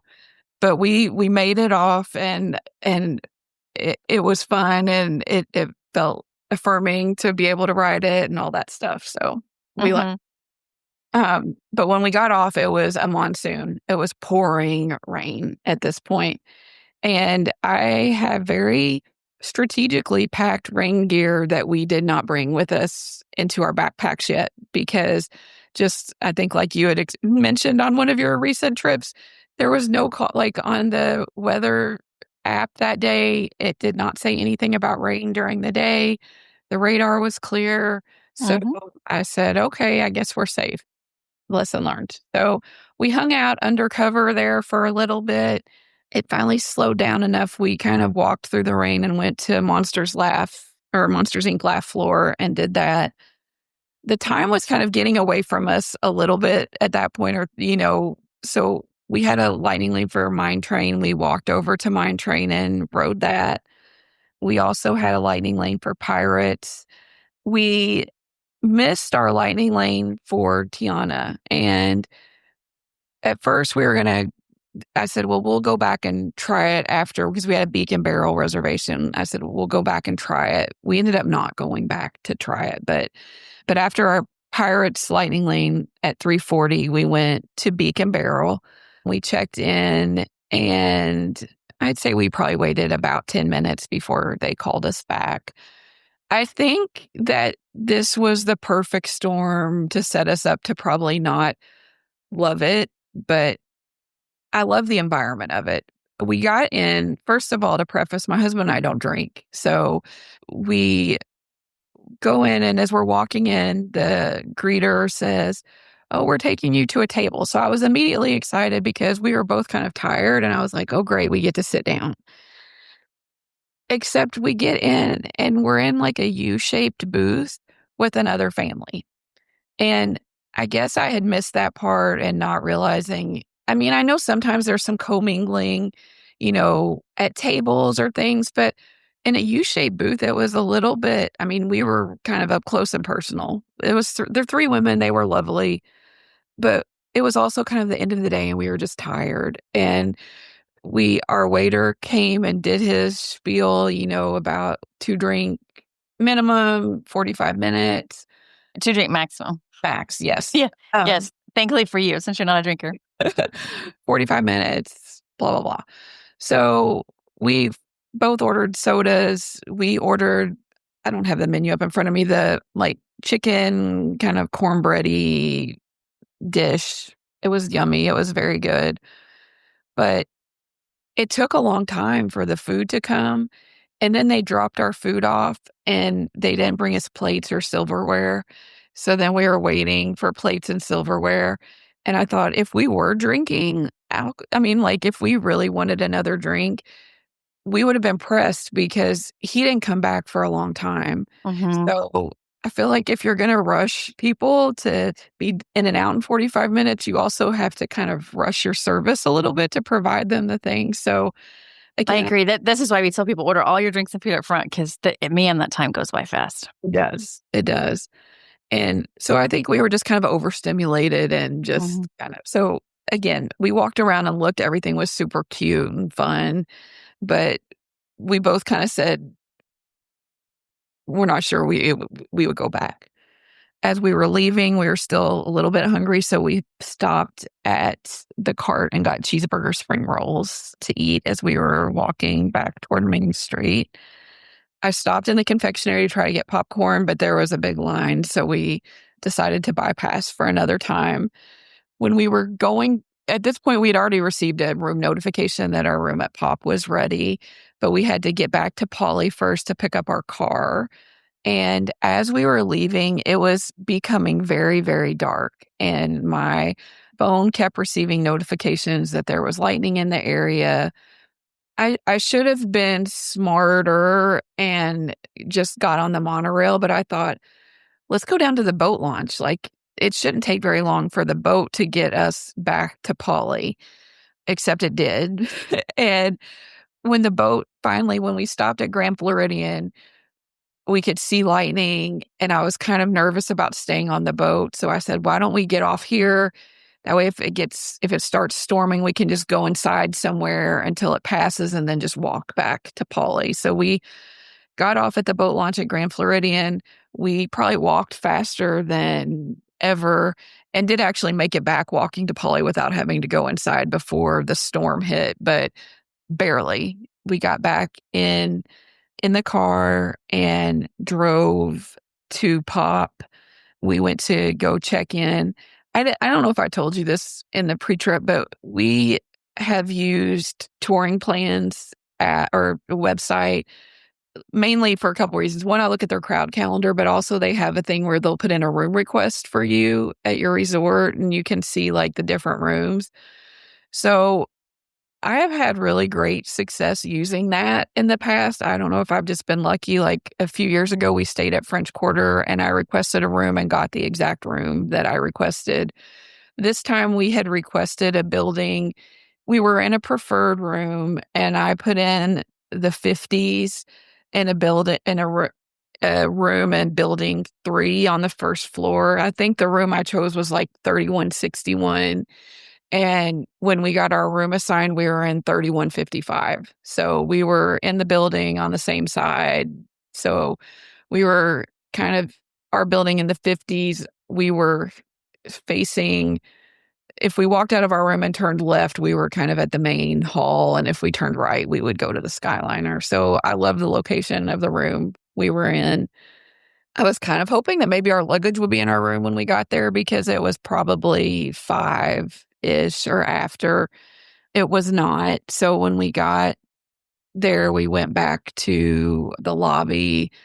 We walked out to Bell Services, but there was a really, really big line of people. So we just went back in and decided to eat. And this was another, like I had remembered the day before about dining, but then on this day also, we had not used our dining plan yet because we had had lunch on the tour. So we used our dining plan for the first time at Pop. Did you mobile order or did you do it in person? Also, rookie mistake this first time. I forgot. Well, we got there and I thought, oh, I could mobile order. But then when I tried to mobile order, it was giving me a return time that was out a while. Oh, because it was busy. Yeah, they were pretty busy. So we just went ahead and got in line. And it was a little bit like we probably spent a good 10 to 15 minutes kind of waiting. Mm-hmm. I think the person working behind the counter was probably newer too because his speed was a little slow. But I had the salmon and mashed potatoes and garlic green beans. My husband had the same thing. It was good. I mean, for Pop food, I think it was pretty good. Mm-hmm. As we were walking back to the room, there was a Bell Services cart kind of maybe 100 feet in front of us. And I said, do you think that's our luggage? And then as he got closer, I could see that he had our suitcases. So he was knocking on our door and I was kind of yelling at him from behind, that's us, that's us. And so we had our luggage and we just kind of spent the rest of the evening getting unpacked and settled. I had placed a Target order for some Coke Zero, and also I learned that I was going to need my hair was not dealing well with the humidity in Florida, and so I ordered some different hairspray and some headband things to pull my hair back. And I did ask my husband that day what his favorite thing about that day was, and he said Tron, and I had said the same thing. Tron was my favorite. You said Tron. I thought you were scared. I was scared, but it was still my favorite thing of the day. It was fun. So all in all, a very good first day. If you told me to guess what your favorite thing of the day was, I wouldn't have said that. I know. Well, and again, we never rode it again. So, I mean, I didn't love it, but I just love the fact that I could do it. I think that was probably the feeling that it gave me to do it. Yes. You at least had the chance this time. All right. Well, that was a big day. The next day was Monday, September 29th, and you had plans at Hollywood Studios. Correct. So we were up early. We were up at 6 that morning. So I had never used Standby Skipper on previous trips. And I had also been looking at the Thrill Data website prior to the trip. So I had subscriptions to both. And I had put some things in for Thrill Data. And I don't know what was going on that morning, but I was trying to set up some searches. And the Face ID on the Thrill Data was not recognizing my face. And then it wasn't giving me an option to log in with a password. And it was just frustrating me. So then I just didn't use it for the rest of the time. I just stuck with Standby Skipper. And you're talking about Weight Magic. Yes. Thrill Data's Weight Magic product or service. Okay. Yeah. So we had we went over to have breakfast at Pop, and I did not mobile order again because we basically were just going to we got drinks and one of the PB&J croissants to share. I will say also this day, so I'm a water girl. I drink my Stanley all the time. That first day on Sunday, I was not hydrated enough. And so Sunday night into Monday, I had some serious leg cramps overnight to the point that I got up in the middle of the night and was trying to mix a liquid IV to drink or something so I was miserable. So I wrote here in my notes, like, have to drink water and liquid IV. So we started the habit then that morning of every morning starting off by drinking a liquid IV water and trying to get more water in because leg cramps are awful. And then I know it was because I was dehydrated. Mm-hmm. I did not love the PB&J croissant. I felt like it had too much jelly in it. My husband said he thought it was great. So I ate the ends where there wasn't much filling, and then he ate the rest of it. I was on the fence about how to get to Hollywood Studios that morning. And so we decided to Uber because I didn't know how much the line at the Skyliner would set us back. So we went ahead and Ubered to Hollywood Studios, and it cost about $12 with the tip is what I wrote here. I was very intentional about what I packed in my backpack. I had my umbrella, and when we went through security, I had my umbrella, held way out in front of me, and I still set off the security. So I was frustrated about that because I was trying to get us close to the front of the group as possible. This was a morning, though, because as we're standing there waiting to be let into the park, I get a Disney notification that my Rise Lightning Lane has been converted to an anytime experience. Mm-hmm. And I'm like, okay, well, that is going to suggest that Rise is already down and that we're not going to try to rope drop it. I had a Slinky Dog Lightning Lane also, but we were close to the front of the group. We weren't totally in the front, but we could see the cast members. And there were several that were standing there with signs saying that Rise and Slinky Dog were both down and not going to be open. Both. That changes everything. Correct. And so our intention anyway was to go to Mickey and Minnie's first. So that wasn't really changing our plan, but it just meant that I wanted to walk there faster because I felt like a lot of other people would try to do that. And once they let us in the tap styles and we were walking, I mean, they were on the on their bullhorn microphones, letting people know Rise is down. There's not an expected opening time. Slinky Dog is down. So we went straight back to Mickey and Minnie's. The line was open. I mean, but it was moving. We were moving through quickly. And I had my first ride drama experience there because when you're in the queue outside, there's a lot of chains and you're kind of a lot of back and forth. And it was this experience of course, one member of a party had kind of gotten ahead and was up in line, and the rest of their party came, but the rest of the party was a mom and dad and a double side-by-side stroller and the littles. And so it did not affect me because we were in front of them. But there was a woman who was not having the fact that this family they were undoing the chains and cutting across all of the lanes to get to their person. And there was a woman who was just letting it be known that she was not happy. And so there was a lot of angst. And then where it become affect me is when you're in a line and one person is in a space and now suddenly you're trying to occupy that same space with 4 more people and a double stroller, they were not very conscientious and they kept hitting into my husband and I. And finally I just said to the woman in front of us, I said, do you mind scooting up just a little bit so we can quit? So I get it. I get wanting to not have to wait, but it's just so frustrating sometimes. Well, I think there's two things. One of them is line cutters, like the line holders. Someone holds their line, they catch up. The other is that Disney has this return to queue system. Right. So instead of giving out the DAS to so many people, they say, oh, no, you can return to the queue. So you never really know. Are they line cutters? They return to queue people. And one is bad and one is fine. So this sure was not a return to queue situation because it was park open. It was, bright and early. Yeah, they didn't have a chance to return. They were just holding the place. Yes, that's a fair point. But oh my gosh, I wish people would just wait for their whole party. But the lady who she was saying all the things that probably I would want to say but would never say out loud. She just had the nerve to say it. So, but we got in. We walked pretty much straight back to the pre-show area.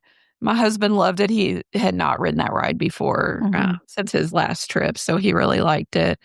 We got off and decided to walk back to Toy Story Mania. And when you walked back into that area, there were probably 10 cast members. They were not allowing anyone to even try to form a line near Slinky Dog. So they were making very clear that it was down.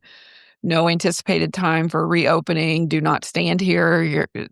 They weren't going to let anybody just hang out in that area.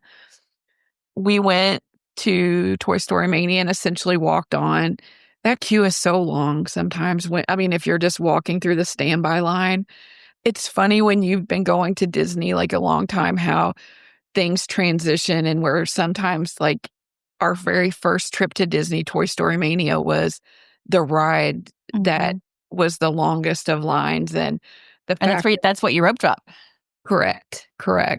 So my husband was kind of, he said, I can't believe there's not that many people here, but we walked through the queue and walked on to Toy Story Mania. We got off Toy Story Mania and Slinky was still down. We had a lightning lane for Star Tours, so we decided to start walking in that direction. When we got to the corner where we were going to hang a left, like where Pixar Place is, we looked down there and could see that there were some characters out. So we thought, we'll go down there. And we kind of hit the character jackpot down there. We got to meet Joy and Edna Mode and Sully and Mrs. Incredible and Frozone. And no wait, there was nobody out there. So that was a neat little side stop there. And we kept walking over to Star Tours, and they have a Mickey Mini Meet at Red Carpet Dreams. And the sign said that there was a 5-minute wait. So we decided to get in that line. That was probably a little bit longer. I would say once we got in line, it was more like probably 15 minutes. But probably one of the sweetest things happened while we were in this line. There was a young man in front of us that was probably the age of my kids, and he was alone. I don't know if he was there alone or just in the ride queue alone, but of course you kind of, in retrospect now, I've created some narrative. I don't know. But he met Minnie, and then you meet Minnie in the first room. She has her pink evening gown on, and then you go into the next room where the Phantasmic Mickey, or he's in his Phantasmic gear. And we couldn't see into the room, but we could hear the cast members talking, and he was in there for a while. And when this young man walked back out of the room to leave, you could see that he was very emotional. He was tearful, and I said, oh my goodness, he's having a Mickey moment. And the cast member said he is. And I was just like, I said to my husband, I'm like, that is so sweet and tragic. And I hope he's here with somebody. And if not, like, I wish he could be our friend and like hang out with us. So we go in and meet Mickey. And a little bit later, we scanned our photo pass, but we got this young man's photo pass pictures on our photo pass. And so I have these pictures of him. I later went to one of the photo pass people to say, is there a way to pull this back so this young man gets it? And they said, well, if he comes looking for them, we can, but otherwise there was nothing they could do. But he was very emotionally, he was having a moment. I don't know. Obviously, I don't know any of his backstory, but there were some of his pictures that were very emotional, like tearful, sobbing. He was very happy to meet Mickey, so I'm glad that he had that opportunity. I know, but I need him to get his pictures. I know. Well, I did see that you know how sometimes like the PhotoPass photographer's taking photos, but then there's also people taking pictures with your phone. Mhm. So I know that the gentleman, like they had taken pictures with his phone. So I'm hoping he got Okay, that way. that's good. But we had met all of those characters I just told you, and then met Mickey and Minnie, and it was 9:30. So I felt like we had had a really good character run there. Mhm. We went to Star Tours and scanned in, and then we had gotten an immediate return for Stand by Skipper for a Lightning Lane for Smugglers run, like right at that time. There was a mom and a little boy sitting next to us on Star Tours that this was their first trip to Disney. And the mom, she was like, "Can you tell me what's going to happen? He's very nervous. He's scared." And I said, "What else has he written?" And she said, "We just rode Smuggler's Run." And I said, "Well, this will not be any worse than that, you know." And she's like, "Are you sure?" Yeah, I mean, he was nervous, but then he loved it. So It's coincidental that was the one they just done before because it's the closest comparison. yeah. Yeah. We walked back to Galaxy's Edge. It was my husband's first, you know, Galaxy's Edge moment. And he just kept kind of saying, "This is really cool. This is really neat." Just like at Slinky Dog, they had cast members out in force at Rise saying, "It's down, don't line up, don't come over here." I mean, it was a little threatening. I mean, they were making like a physical barrier kind of perimeter around the entry there. We went and had breakfast, Ronto roaster, and loved that. That was yummy. We went to, there were PhotoPass photographers over by Smuggler's Run, or the up kind of on the ledge before you go down the stairs. So we did some pictures there. When we scanned into Smuggler's Run, we were assigned to be the pilots. And I hate to be the pilot because I get a little bit motion sick, first of all. And I also feel like it's a lot of pressure. So there were two young men in our group, and neither of them had ever been there before. And so we invited them to switch places with us. So they were the pilots. After we left Smuggler's Run, we just kind of walked around Galaxy's Edge a little bit more. Rise was still down. We went back through Toy Story Land, and Slinky was still down at this point. We went into One Man's Dream and spent some time looking around at everything, and we watched the movie back there. And then they had Ariel from the live action Little Mermaid back there for a meet, and we got to meet her. Sadly, there was a very rude couple in front of us that didn't quite understand the differences in Ariel and wanted to be very vocal about their disappointment. I was just trying to say, "Why don't you just leave then? You know, if you don't want to meet this Ariel, there's plenty of other people who do." So she was lovely. We came back out and we're pivoting because, again, some of the things we wanted to do were not available. But we decided at that point we were going to go try to catch the next villain show. So we timed it kind of perfectly because there was a show at 11:50, and we got back there right at like 11:45, and were able to walk right in. We didn't have to wait, and sat at that show. I think that may have been my favorite thing of this day. It was awesome. We're kind of a musical theater family, and like Which villain won? Cruella. Okay, because some people think that it's always the same, but it is different. Yeah. Yeah. Mm-hmm. Are the three villains always the same, or are there different villains? I think the villains are always the same, but the winner is always different.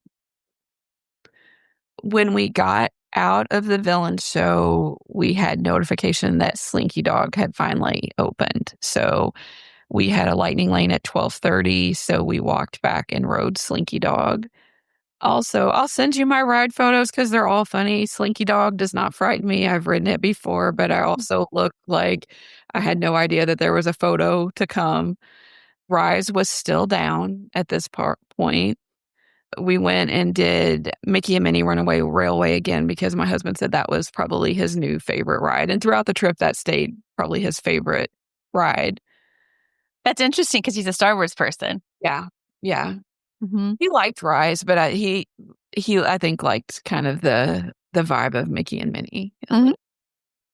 Again, with the pivot, we weren't really sure what to do, but so we decided at this point that we were going to leave for a little while and go do something else and maybe try to come back later in the day if Rise opened. So we left the park on the Skyliner and decided we were going to go to the Riviera to eat lunch. So we went to Riviera. We sat down and found a place to sit and just mobile ordered. I got At Primo Piata? Primo Piata. Primo Piata. It was kind of funny because I had never been to Riviera before. So we got off on the Skyliner, and it was just the matter of just being dumb and not being aware of my surroundings, because we got off the Skyliner, and when you get off at that station, you're kind of angled to the right just a little bit, and all I could see was the Caribbean Beach Resort. And I'm like, where's the Riviera? And then when I look behind me, it's the Skyliner station. So it was kind of hard to see that the Riviera was just behind the Skyliner station. So it took me a minute to kind of get my bearings where we were. But I had the pepperoni flatbread. My husband had the beef bolognese. We got some banana bread, and everything was yummy. We really liked it. It's so much less chaotic in there to eat than it is at Pop. So we really liked that. We got on the Skyliner and went back to Pop from there and took a little afternoon nap. Around 6:30, we had finally gotten notification, or when I looked, there was a wait time for Rise, so it was open. And we decided to go back to Hollywood Studios. We took the lift again. I don't dislike the Skyliner when it's moving, but when the Skyliner stops, it just makes me a little uncomfortable. And then especially if it's a breezy day and it stops and there's a little bit of momentum or like swing, I just don't love it.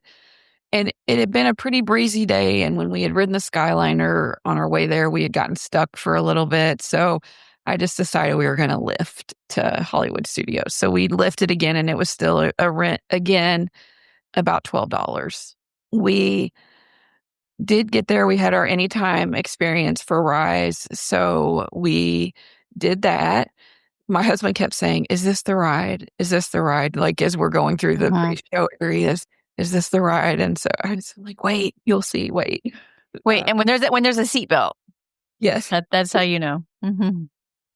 I feel like and maybe it was just the day, because I mean, if they had been down, but I feel like when we got and I'm not a Star Wars person, so I'm going to show my ignorance when I identify, but when we get to the part where they start being mean to you, and I feel like they weren't as on as they have been sometimes this day. So, but we enjoyed it. I love that ride.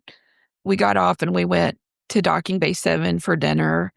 My husband had his second Ronto roaster for the day. I got the sticky ribs with mac and cheese and veggies. I think my ribs had probably just been sitting around for a little too long. The flavor of them were really good, but they were just tough and not super tender like ribs would be. The flavor was really good, but it was raining a little bit off and on. So we sat in there probably a little longer than normal.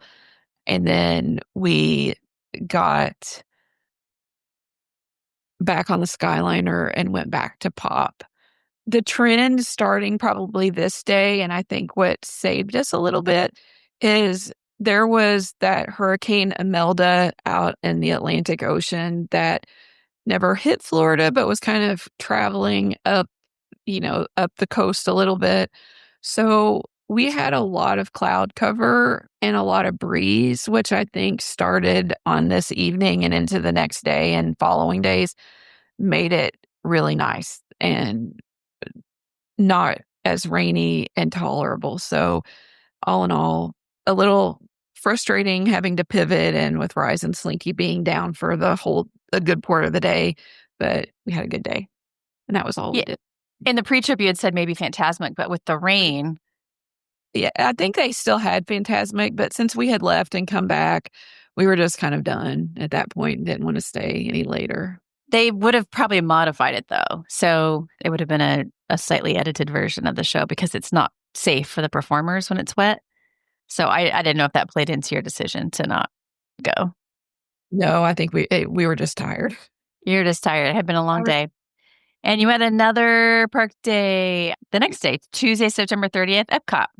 This was the day that we had the premiere pass. We did sleep in a smidge till like 7:15.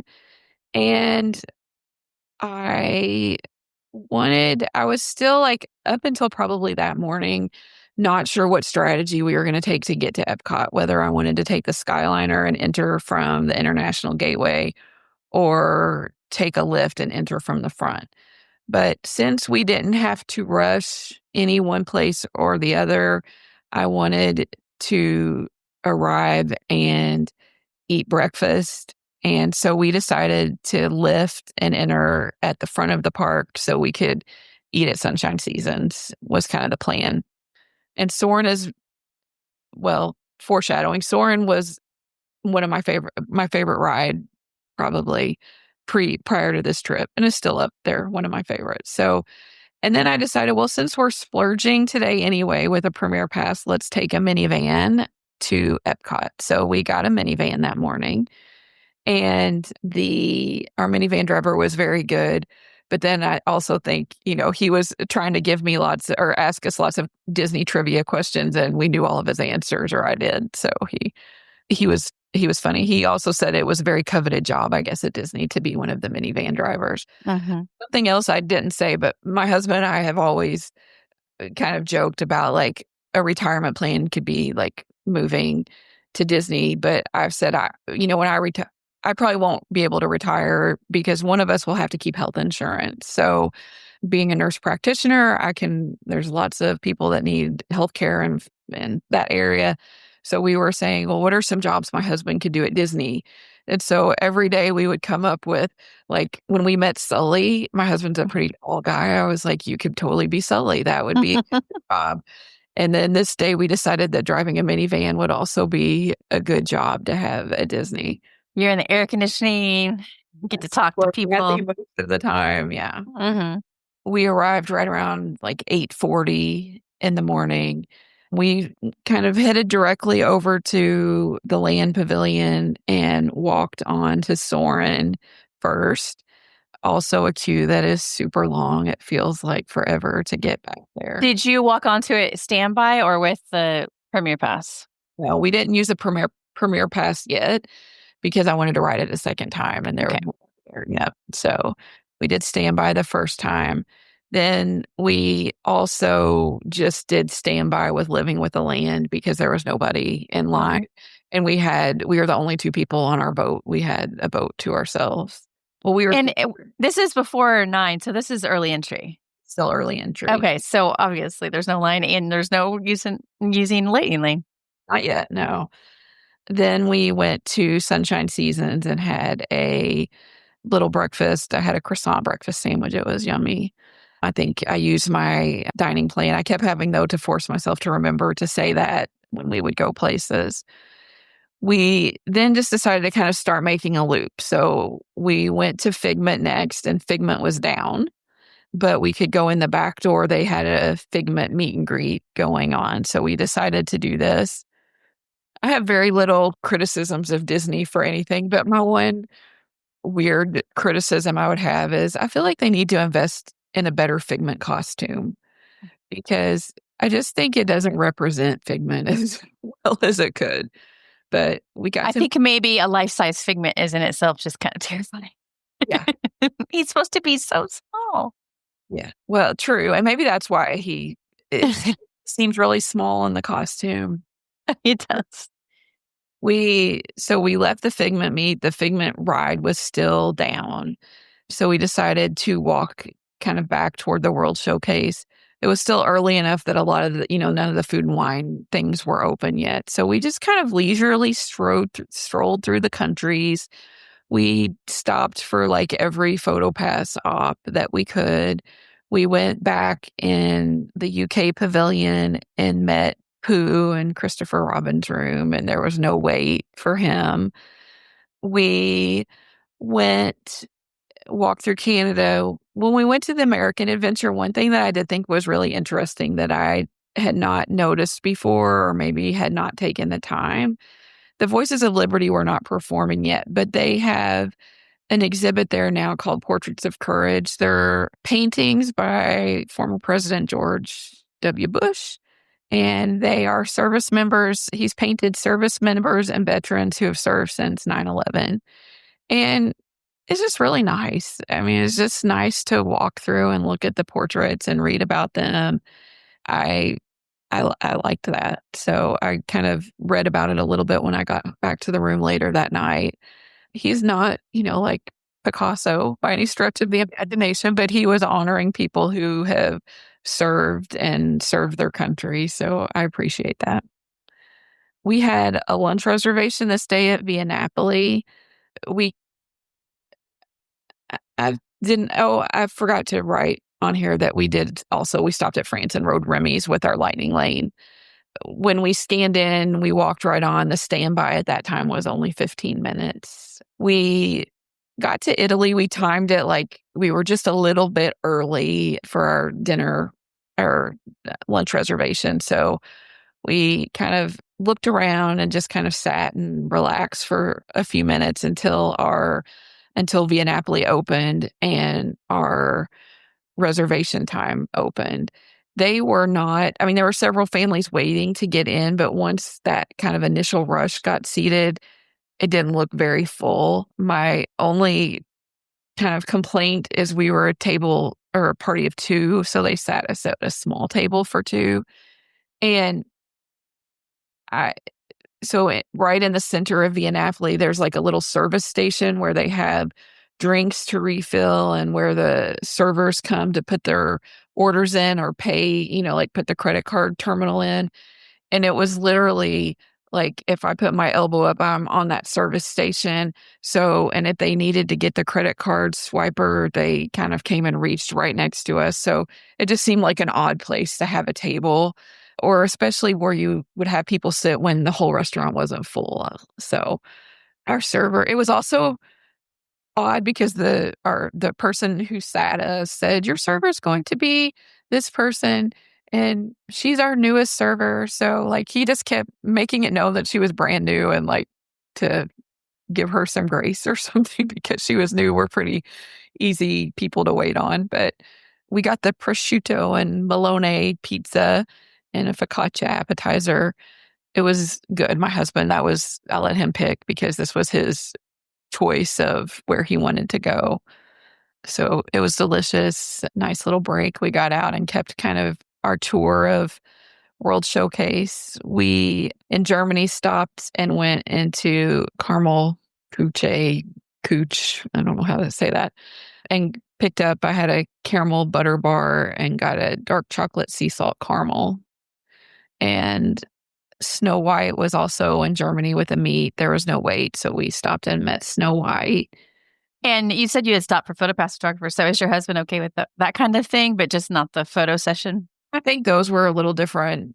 He doesn't love getting his pictures taken, period, but he tolerated that more because they were quick stops as opposed to 30 straight minutes of somebody's picture. In Norway, we rode Frozen Ever After with the Lightning Lane. I think the wait when we scanned in there said it was 30 minutes.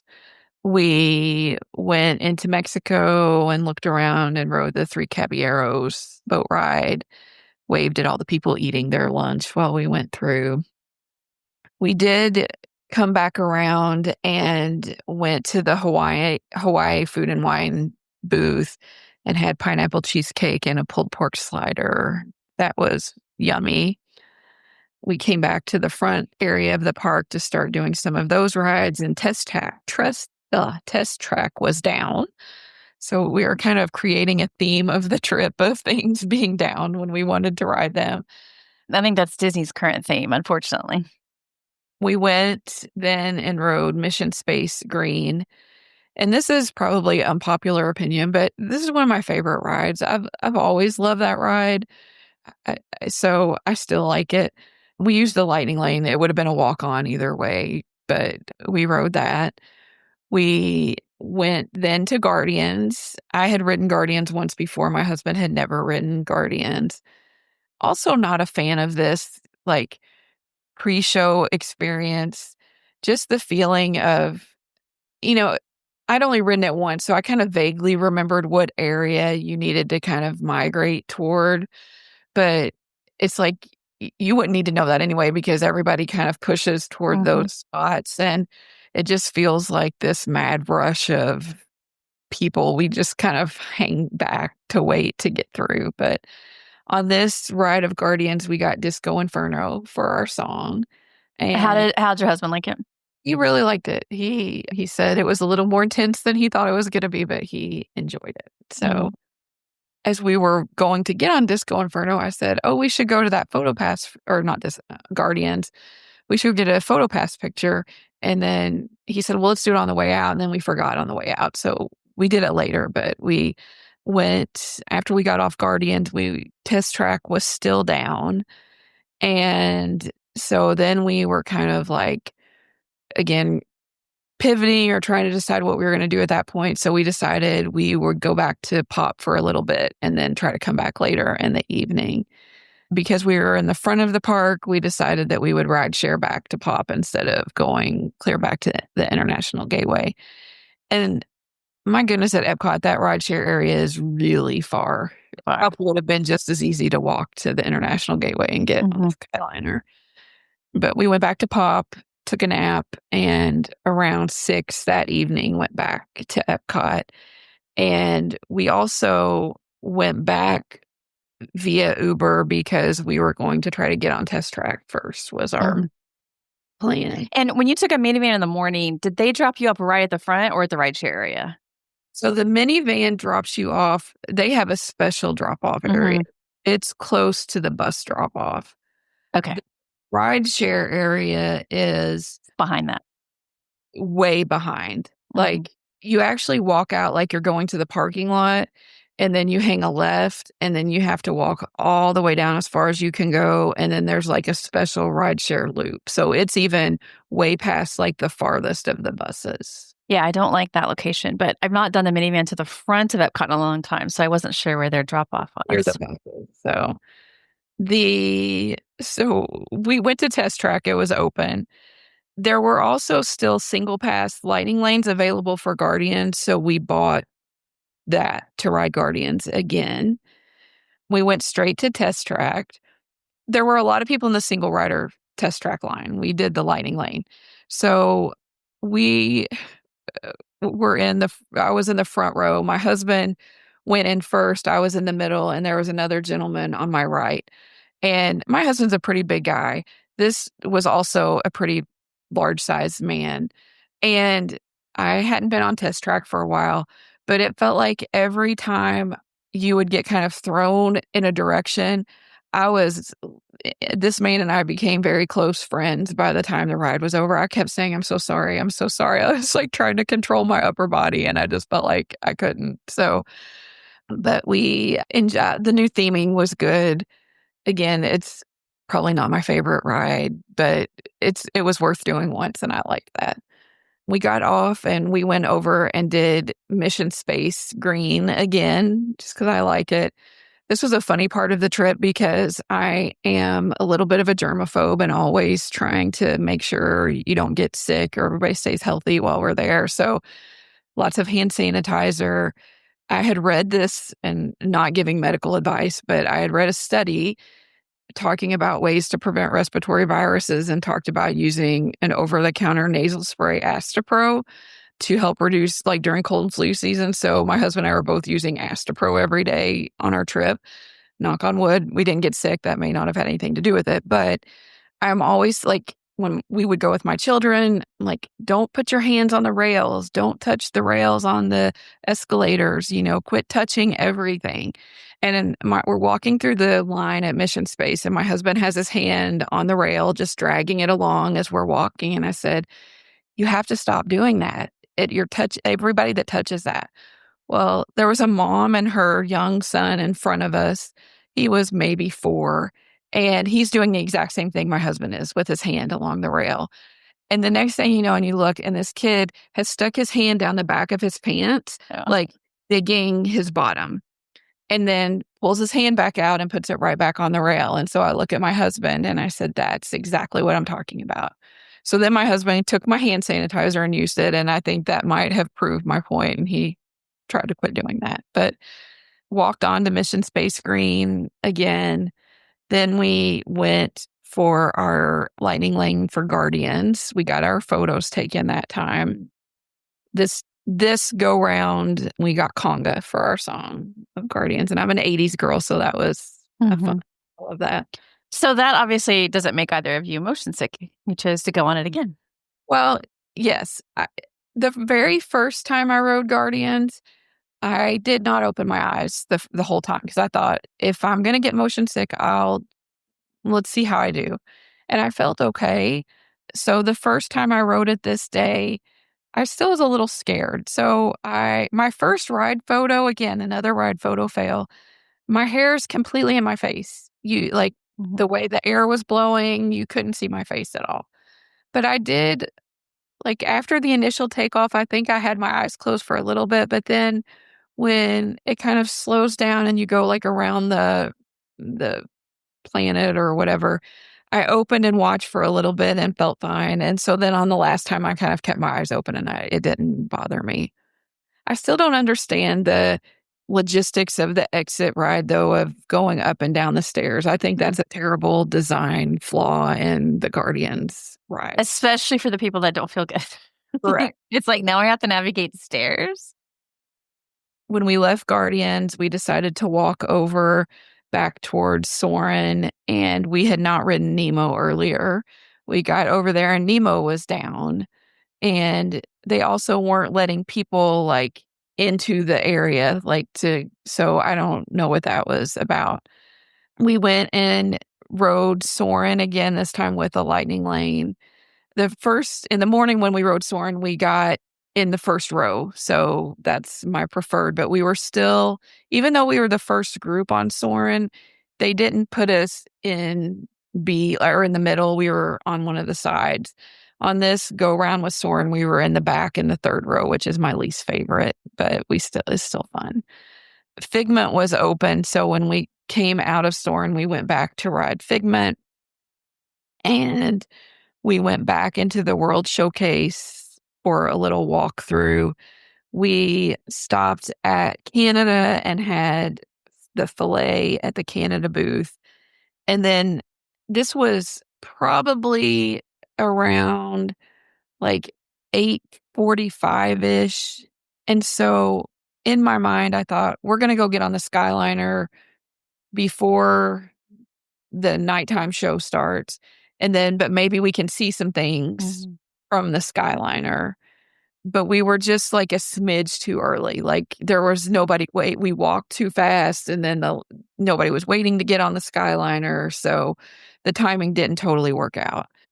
On this night also, we got stuck on the Skyliner for a little bit, but it's not quite as scary to me when it's dark for some reason if I can't see what's going on. So there was another couple on there that was very nice. We talked to them for a little while, and we made it back to Pop and went to sleep. That was the end of that night.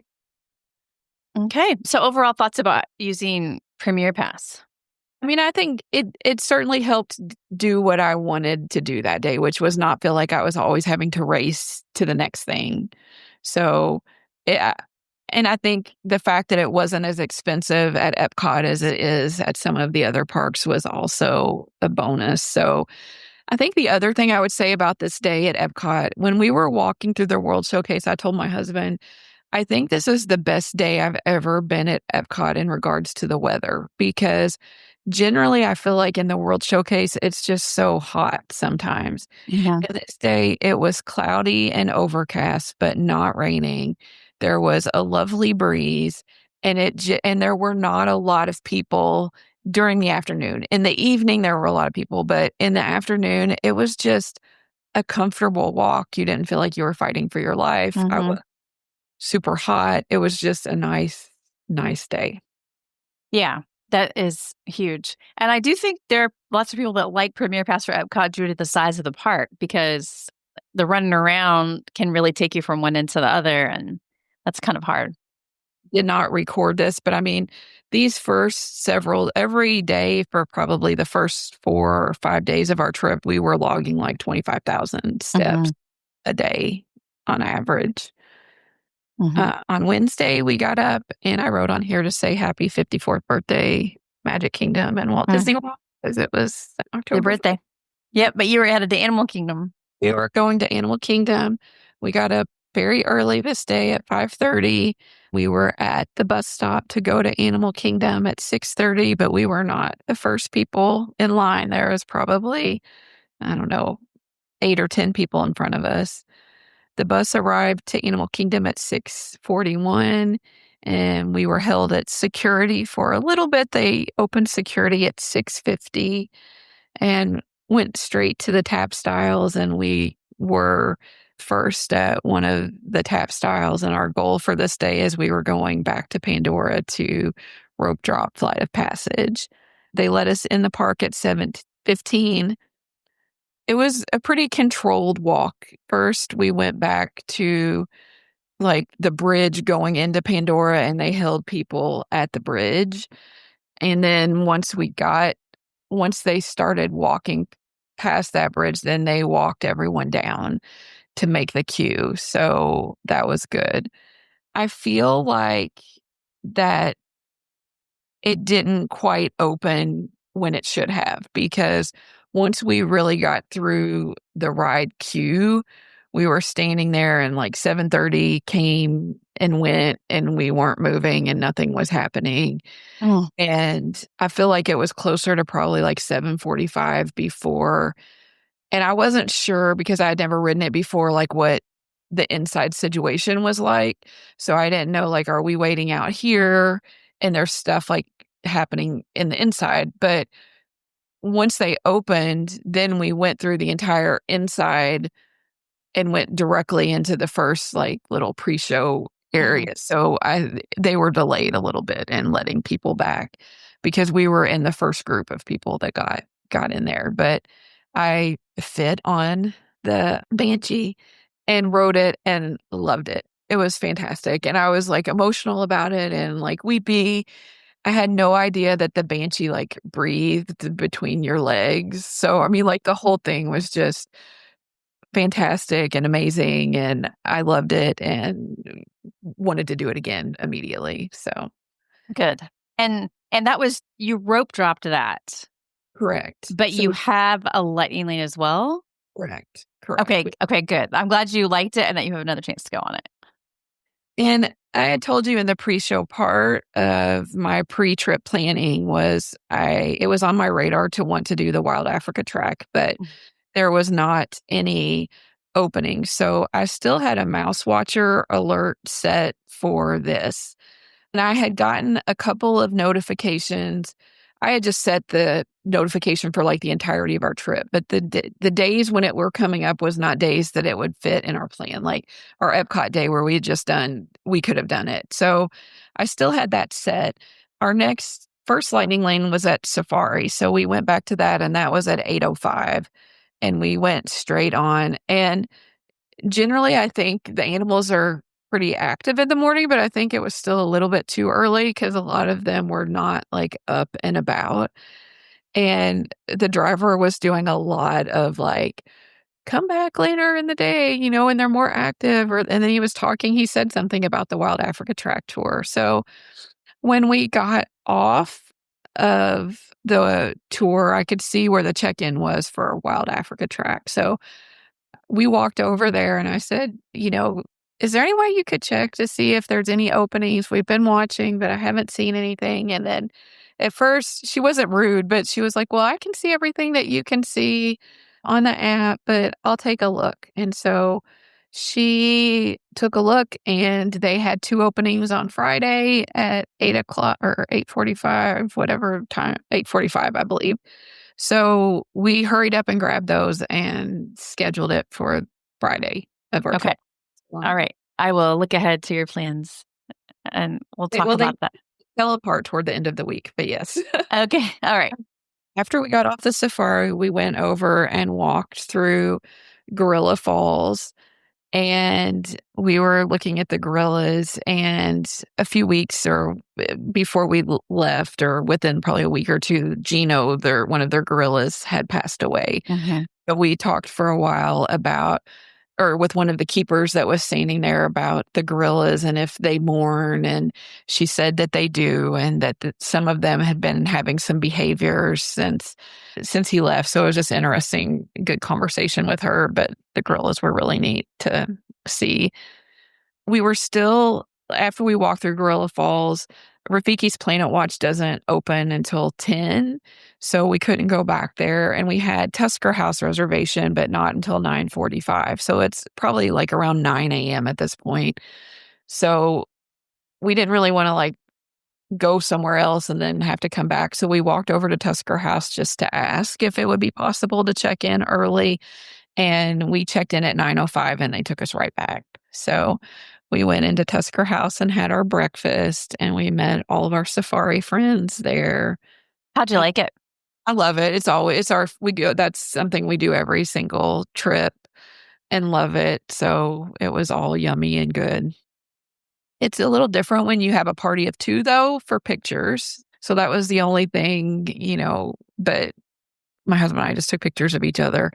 That probably my one fault is I feel like I'm a very conscientious photo taker when I'm taking a picture of someone else. And sometimes my husband is not the best of, there was a picture of me with Minnie where I had literally just put half a Mickey waffle in my mouth, and I'm trying to hurry and chew it. And so the picture of Mickey, or with me and Minnie, is a big wad of waffle in my cheek before I could get it. But after our breakfast, we went to Rafiki's Planet Watch and rode the train back.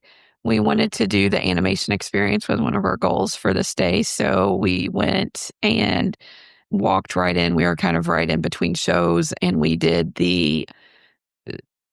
our character we drew was Ka from the Jungle Book. And that was really cool. We both still have our pictures that we did there.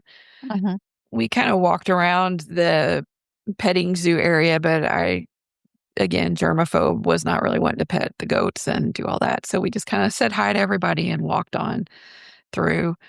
When we left, there was a lady that had a Pumbaa popcorn bucket. And I was asking her to direct me to where she got that, because Pumbaa is probably one of my favorite Disney characters. So we went to the popcorn cart and got a Pumbaa popcorn bucket and a Timon drink cup there. We started walking around. We went to Asia and went in to see the Feathered Friends in Flight show. I had never done that before, and really am glad I took the time to do it. It was fantastic. It was really cool. A little frightening sometimes, the proximity. It feels like those birds are right on top of you. Yeah, if you have a fear of birds, don't go there. Oh, back to earlier when I told you I don't love roller coasters. I have never ridden Expedition Everest, or had never ridden Expedition Everest, but I had a lightning lane for it. But the day before, I kind of chickened out and was like, I don't really know that I want to ride Expedition Everest. So I had canceled our lightning lane and changed it, I think maybe to make one for Navi River Journey or something else. But we were walking past Expedition Everest. This was right around 12. And the standby line said it was 10 minutes. And my husband's like, come on, you should ride. And I said, I'm a little scared. And he said, I'll be there with you. Come on and ride it. So we rode Expedition Everest, and I did not enjoy that one at all. It was not, Guardians and Tron at least is pretty smooth, and this was not quite as smooth, and I just didn't enjoy it. It was rough. So also terror on my face in the ride photo. But I've ridden. That's the theme, it seems like. We went back to Pandora from here and did Navi River Journey. It's funny because I don't know if other people do. I have to wear glasses if I'm going to see anything like on my phone or read something up close, but I don't wear glasses for distance or like just walking through the parks. So sometimes when my lightning lanes would come up, I would say, oh, it's for this time, but I'm looking without my glasses. So I went to scan in for Flight of Passage, but we were early because I had misread the time. So we went over, we had a lightning lane also for Navi River Journey. It was time for that. So we rode that first and then got off and went back to Flight of Passage and did it a second time. And it was equally fantastic the second time. When we got off, we stopped at Pongu Pongu and had the Lumpia and the Night Blossom drink. And the Night Blossom drink got a 2 thumbs up. The Lumpia was good. It was just not as great as I thought it was going to be. It was okay. We left the park right around 2:00 that day. We decided to take off then. When we went up to the bus stop at Animal Kingdom, the pop bus was not there, but there was a bus for Art of Animation. So we just jumped on that and walked around Art of Animation for a little while. One of my daughter's friends from high school did the college program and then stayed, and she works at Art of Animation. So we were trying to see her, but we didn't find her. Theme for the trip, we went back and took an afternoon nap and got up around 5:30. We were trying to decide what we were going to do that afternoon. We had talked about doing different things, about perhaps going to Disney Springs or something, but we walked back over to Art of Animation and mobile ordered. My husband got a pizza and I had the Mongolian beef. I thought that was great. We also got a Little Mermaid cupcake that was literally frozen solid. It felt like they had just taken it out of the freezer. So it was a little bit, we couldn't eat it for a long time. But we went back and decided we were going to do some laundry at Pop because I hate taking home a bunch of dirty clothes, and we didn't have anything huge that we were planning to do that evening. So we walked over, the building we were in was on the backside of the building was one of the quiet pools, and the laundry was right on the backside. So we did 2 loads of laundry. Little tip, if you do laundry at Pop, if you have delicates to dry, like it is like inferno heat and drying. So things came out of there, like the buckle on, or the metal button on my shorts was on fire. A couple of my bras had underwire, like just touching them felt like they were scorched. So now, at some point, you must have canceled your homecoming dining reservation. and I told you I've wanted to eat there every time and ended up canceling it, but we did cancel homecoming and did not go.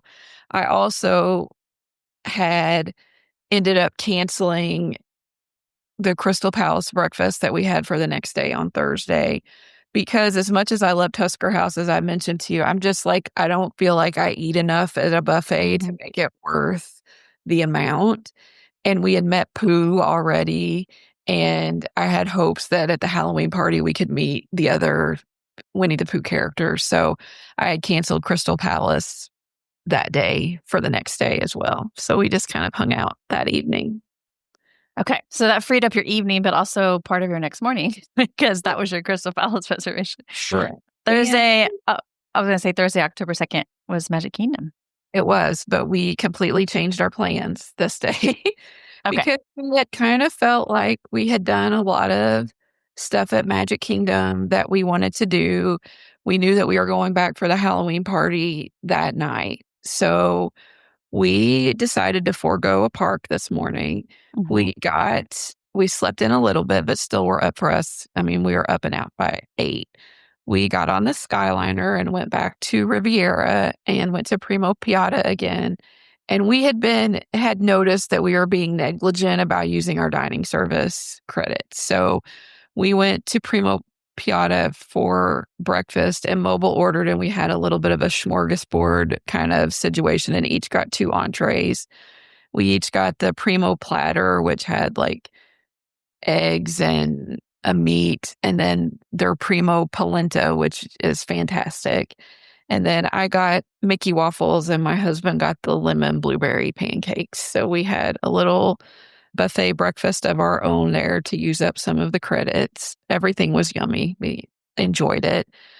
And then we got on a bus from Riviera to Disney Springs because we were going to try to go to Gideon's and do a little bit of shopping at a lesser crowded time than we were. Thursday during the day, easier than Saturday.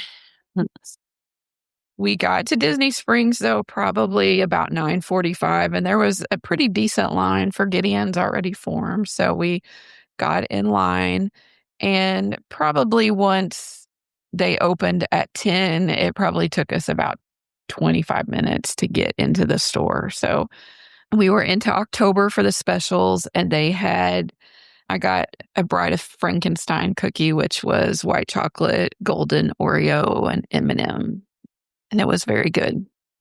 My husband got the coffee cake cookie. It was getting cloudy and there was some rain coming, and it was very windy this day.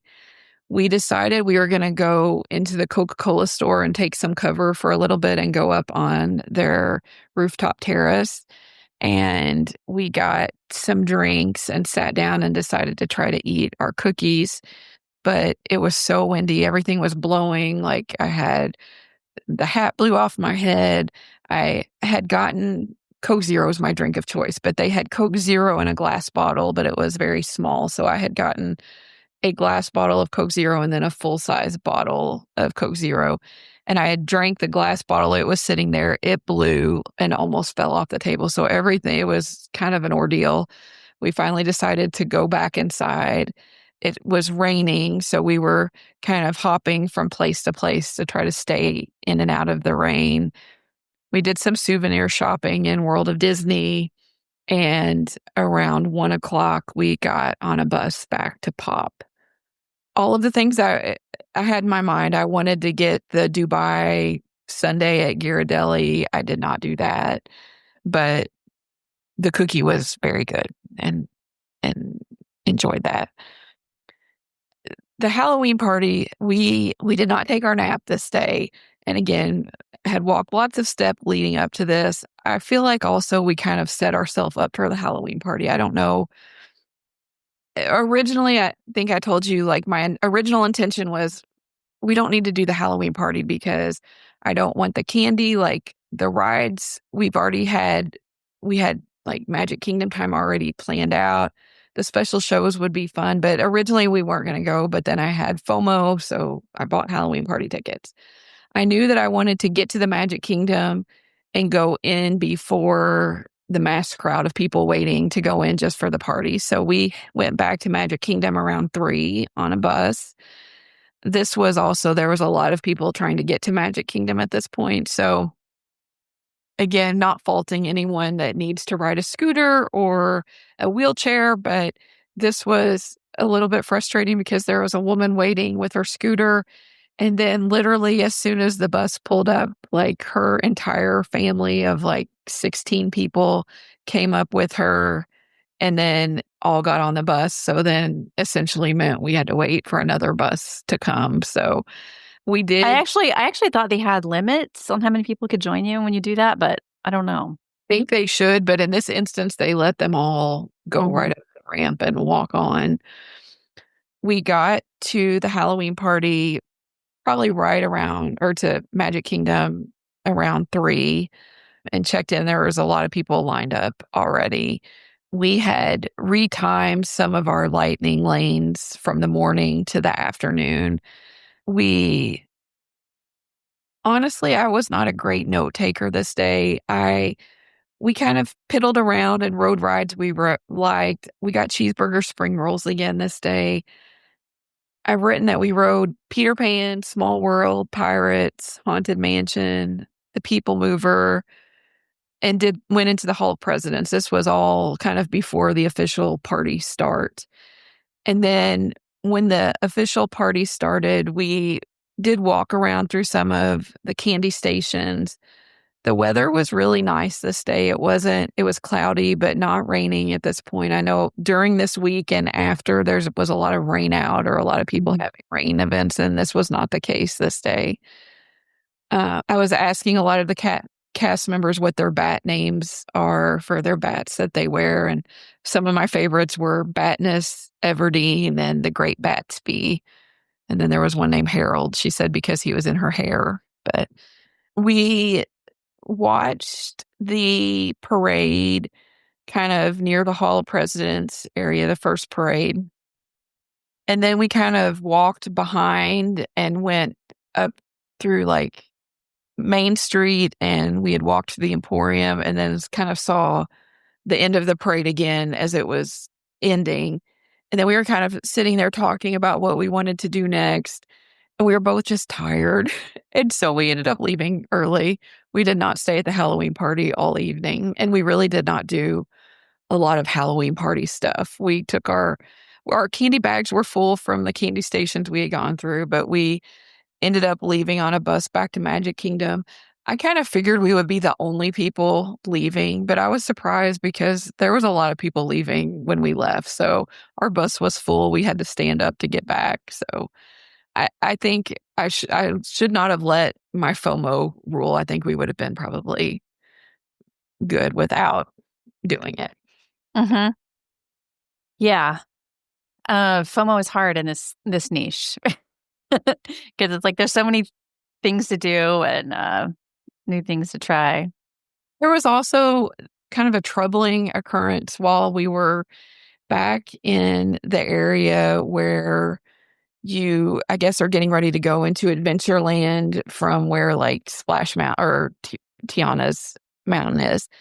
And there was two men, and I'm trying to say this as respectfully as possible because it had nothing to do with their nationality, but they were frantic and yelling and not speaking English. And it, I didn't know what they were saying, but they looked very troubled. But then they did start saying some things in English, and the one gentleman kept saying, "Everybody said to come to Disney to have a good time. This is ridiculous." And he was very angry and again, like running through people and yelling. And it was a lot of people were troubled. And as we kept walking through Adventureland, there was a large group of cast members with a woman, and we didn't stand and gawk as we were walking through. You could overhear her. And I think they must have been traveling with a child or older person who was on the spectrum and nonverbal, and they were missing. And so the two men were frantic because I think they were looking for this person, and the woman was trying to explain to the cast members what the person looked like. And she was very upset. And so, and again, there was probably at least 8 or 10 Disney staff right there with them. And we had gone into we were in the Pirates vicinity, and I had gone into the restroom, and there was a cast member like in the restroom opening every door and then waiting for people to come out of door, like to check and make sure they were doing some type of search kind of thing intrinsically. And how frightening. I know that must be so scary. Very scary. And if you're not speaking your native language, even more scary. So I feel certain they found if you had to be lost somewhere, the Magic Kingdom is probably one of the better places in the world to lose your person. But we to go back to Pop and went to bed and then got ready for the next day. All right. The next day was Friday, October 3rd. I'm not even going to restate your pre-trip plans because you said things changed. So tell me what you did. I did say a note this night. I slept really good. I have sleep apnea, so I have to travel with a CPAP. So I said, anybody traveling with a CPAP, Pop's great because they have a nice little ledge on each side of the table that my equipment sat on so nicely. And they didn't mess with it when the housekeepers came in. It just kind of stayed there. So you have to have water for that. Yes, I brought it myself. You brought it. Okay. Bottles of distilled water. So I just stuck it in my suitcase when I was packing. I wasn't sure if that was part of your Target delivery. No, well, it could have been, but no, I just packed. I kind of knew how much water I would need, so I just packed it from home. So like I mentioned earlier, we ended up scheduling the Wild Africa trek for this morning, and it was at 8:45. So we got up, we still rope dropped. We were still there for early entry, but we were kind of a little further back in the crowd this morning. We weren't quite as early. And we went in and did something that I'd not really ever taken much time to do before. This was nice because I always feel like we're rushing, at all the parks because we rope drop, we're always hurrying to get somewhere. So we we stopped and had some pictures made at the Tree of Life with a PhotoPass photographer. And then we went back on some of the Discovery Island trails and kind of got up closer to the Tree of Life. And I had never done that. And it's so neat because you sit there when you're further away, you can see some of the animal carvings. But when you get up closer, there's so many more that I had never seen or even knew. And I bet we stood back there for 20 or 30 minutes just saying, look at that, octopus or this. It was really neat. And there was not another single human back there the whole time. So, yeah, I know we focus a lot on like touring plans and rooftop strategy and all this kind of stuff. But if you get that stuff done, there's so much to meander find. So many things, creative things that are put into the little details, and we miss so many of the little details when we're trying to hurry to get to Flight of Passage. So I really enjoyed it. I wrote down and then we also went back to where some of the animals were in those little areas. We saw an otter and a big tortoise and this really huge catfish. We walked back toward Africa and listened to the African drummers for a while and then there was one of the ones out in front that was talking. We just kind of hung out in that vicinity. We checked in for our Wild Africa track. I wrote here A++, highly recommend a million times. And this was the tour I will tell you that I will do every time we go back now. Oh, I love that you loved it. So we did you do have to step on the scale. So that's always fun on vacation, but we weighed in and they get you geared up. Yes. And to clarify, it's just for the safety harness thing. To get you, I guess, the right size harness. You want. I just read your all's post about it, but exactly what you said, you get a locker and you can keep your phone and sunglasses, but they have to be kind of strapped to you. We elected to just go ahead and put our phones in our locker because also one of the bonuses of this tour is that they have a PhotoPass or a photographer with you. So lots of pictures to come as part of the tour. So we texted our kids to let them know that we were going to be off the grid for about 3 hours, and we put our phones in the locker. I did keep my sunglasses. And then they are back to I'm a little bit fearful of heights, but I was on this, I'm not going to let that hold me back from things I couldn't have done before or that I could do now. But I felt very safe because I feel like you were checked and double checked and triple checked and everything was checked over and over again. Once we got geared up, you have to take a track from the check-in area back through the park a little bit. My one piece of advice for anybody doing this tour is obviously you have to wear closed-toed shoes. I think I wore leggings and I think that's the way to go because I think if you have shorts on, they get kind of bunched up in the leg straps that you have on. So there was one girl on the trip with us and I just kept seeing her readjust her shorts and trying to pull them out from where the leg straps were. And I didn't feel that I had that problem with my leggings on. So I was glad that I chose that. Yeah, that's a really good point. Or at least longer shorts. Yeah. Because it can. Shorts that were more fitted. Like the shorts she had on were kind of lousy a little bit. So they just kept getting bunched up in the. I just pulled up my photo of when I did it and I had capri pants on. Yeah. So, because I don't remember feeling uncomfortable, but it's a good point. The only awkward part was the little walk that you make, because when you leave the check-in area, you go back through the Gorilla Falls Exploration Trail to get on the backstage part of the trail. And so you're walking through with all your gear with regular park guests.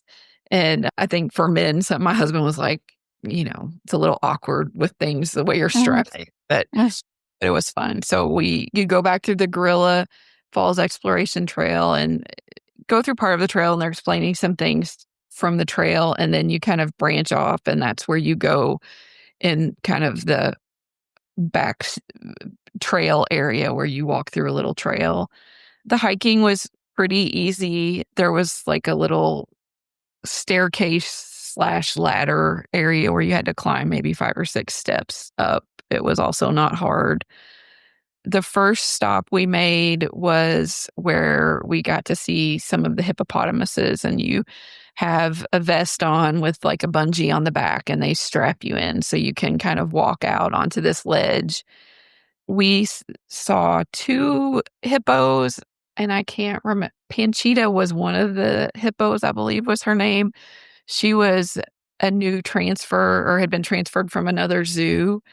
And she was in a little river area, and across, like earlier in the week when we did our safari tour, we saw like a little family of hippos where maybe there was like 4 or 5 together, but the 2 that we saw, they're separated. The new transfer Panchita, they said she did not play well with others so much, so she didn't fit in the pod of the 4 or 5 together. So they have a cast member that comes out that kind of gives you some hippopotamus education, and then fed them a little bit. They were having some lettuce and bananas for a snack.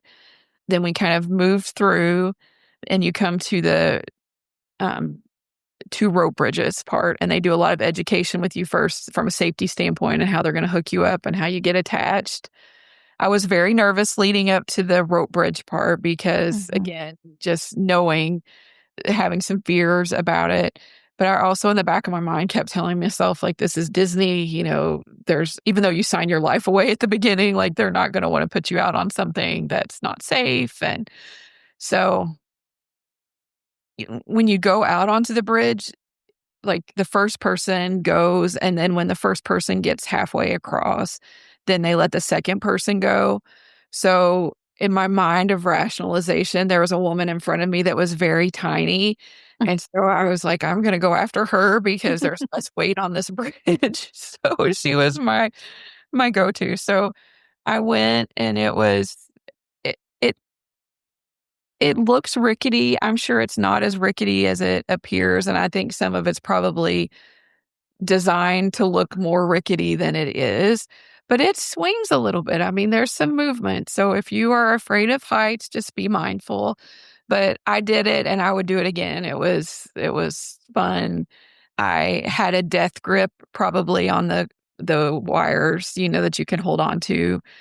I find it comical because at the end, when the cast members were walking across, I mean, they are just walking like they're walking on the street across that bridge. And I was literally one step at a time going. So, But you've talked a lot about your ride photos. They also take photos on this bridge. yes. And these are actually some of my favorite pictures of the Okay. trip.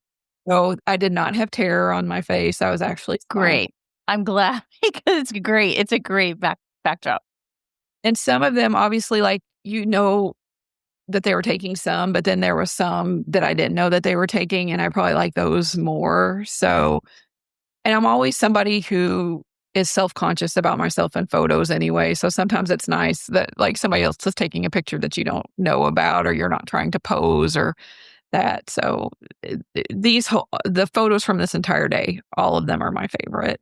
Good. He got across, and when you get off the bridge, I kind of went in the middle, so we were still waiting for everybody to get through. And they had like one thing I didn't say is one of the souvenirs you get for this trip is a water bottle, a reusable metal water bottle that says Wild Africa Track.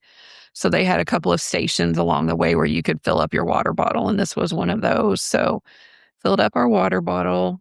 I wrote here I was nervous, but I felt very safe because they were checking your equipment multiple times, not just like at the beginning, but every time we got locked in again, they were checking and then turning you around and moving things and adjusting straps and all of that. I'm 5'6", so I'm not super short. There were some times though where I felt like, I had to kind of stretch my leg out. So I think like a shorter person, not that you couldn't do it, but there are a few rungs where it's like, that's a pretty decent sized step to make there. Mm-hmm.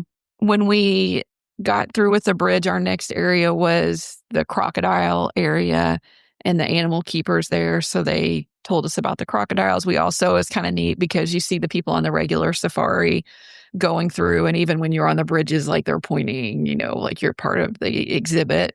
It's also a great advertisement for the Wild Africa Trek because they're like, how do I get up there? Correct. Yes, that's what she said. When you get done, so after the crocodiles, then we get to take all the gear off. And we got on a private safari vehicle that is a little different from the regular safari vehicles. This was like the bench seating along the perimeter of the back of the truck. So we were sitting there and they would pull over. And if there were animals close, then once they stopped, we were allowed to kind of stand up and look. And we didn't have our cameras with us or our phones. But they were still taking photos this whole time. So it was starting to sprinkle a little bit at this time. We got to the Boma, which I always obviously knew that Boma was a restaurant at Animal Kingdom, but I didn't know what Boma meant, but it means safe place. So that's what they call the hut where you go for your next part of this tour. And the Boma is covered. And so they had us kind of put our drinks down. And it had started raining at this point. So they were kind of pointing out some animal behavior. They said that the giraffes don't like the rain. So that often when it starts raining, that the giraffes will run back to where their entrance to their barn is. Except little baby giraffe Tucker got like giraffe zoomies in the rain. And he was like literally running around like a maniac and like kicking his back legs up in the air. So we got some really cute pictures of Tucker acting a fool in the rain. We were told that Boma area, there are marriage proposals. And I think, isn't that a clever spot? It's not the castle. It's just... Correct. But it's so beautiful and more private. Yes. It was so lovely up there. I think the whole experience, our tour guides that day, we found out at the end, were being evaluated. They were, I don't know if they were new cast members, but new to that role. So they were being evaluated. We gave them both cast compliments because I thought they were fantastic. This also had, because of my shellfish allergy, we had to have some discussions. They had called me after we had scheduled the tour. I got a phone call from Disney because they want to make sure that you don't have like airborne reactions to shellfish. And I don't. So, but they serve lunch or a snack. They call it snack, but it's a very filling meal. They serve it in a tiffin, which is the little medical Indian kind of serving thing. And it does have shrimp. So mine, instead of shrimp, I had some cured beef in addition. It comes with like hummus and pita. We had olives with mozzarella balls, some prosciutto, and then a chicken salad wrap. And then I, instead of shrimp, got the cured beef with the prosciutto. There was also a fruit salad. We got a little homemade granola bar and the pog juice like you get from Tusker House there. And then they took some photos of you with animals in the background. It was also starting to rain pretty well, so they passed out and gave us all ponchos at that point. Not Mickey ponchos, they were just plain clear plastic, but that was nice. They took some more animal photos from there. When we got back in our truck, we got a roadblock it's called the Common Eland. And it was so comical because they were standing, there was a gate as we were leaving the Boma, like when you transition from one area to the next. So the gates that have like the metal things that prevents the animals from walking through. And so these two common elands were at the gate. And so they had to call one of the keepers to come to try to lure them away from the gate. And they talked during the trip about how, even with the hippos, like training them, that they always use positive reinforcement.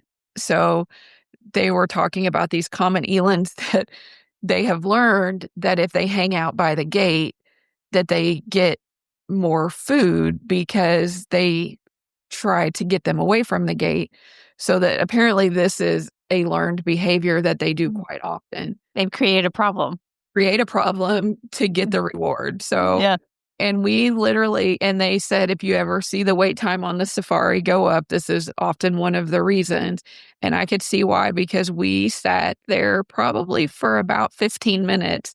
And the keeper first she came up and had multiple types of treats trying to lure. And she finally got one away, but the second one was being pretty stubborn. So it took some time. So it was comical though that the positive reinforcement has taught them to do a bad behavior. Then we also got to see baby Cora, the elephant, during our safari. I wrote here that I thought the food was delicious. Honestly, probably one of the best meals that we had while we were there. And again, I've said it, but I loved everything about it. It was fantastic, great. I can't recommend it enough. I'm so glad we did it. I believe the food is from Tusker House, and you already said you love Tusker House. So totally makes sense that you loved it. When we left, though, however, it was like a monsoon. It was raining pretty heavily.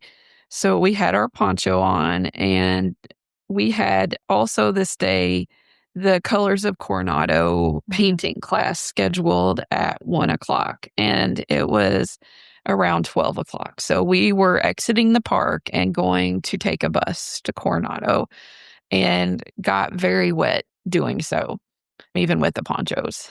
Rookie mistake again. I've never stayed at Coronado, so I was not mentally prepared to have multiple bus stops when we got to Coronado, and I did not know what bus stop equated to where I needed to go. So once the bus driver made the first bus stop, I just snuck up and asked him, and he said, "You need to go to bus stop number 1," but that happens to be the last of the circle. So we stayed on.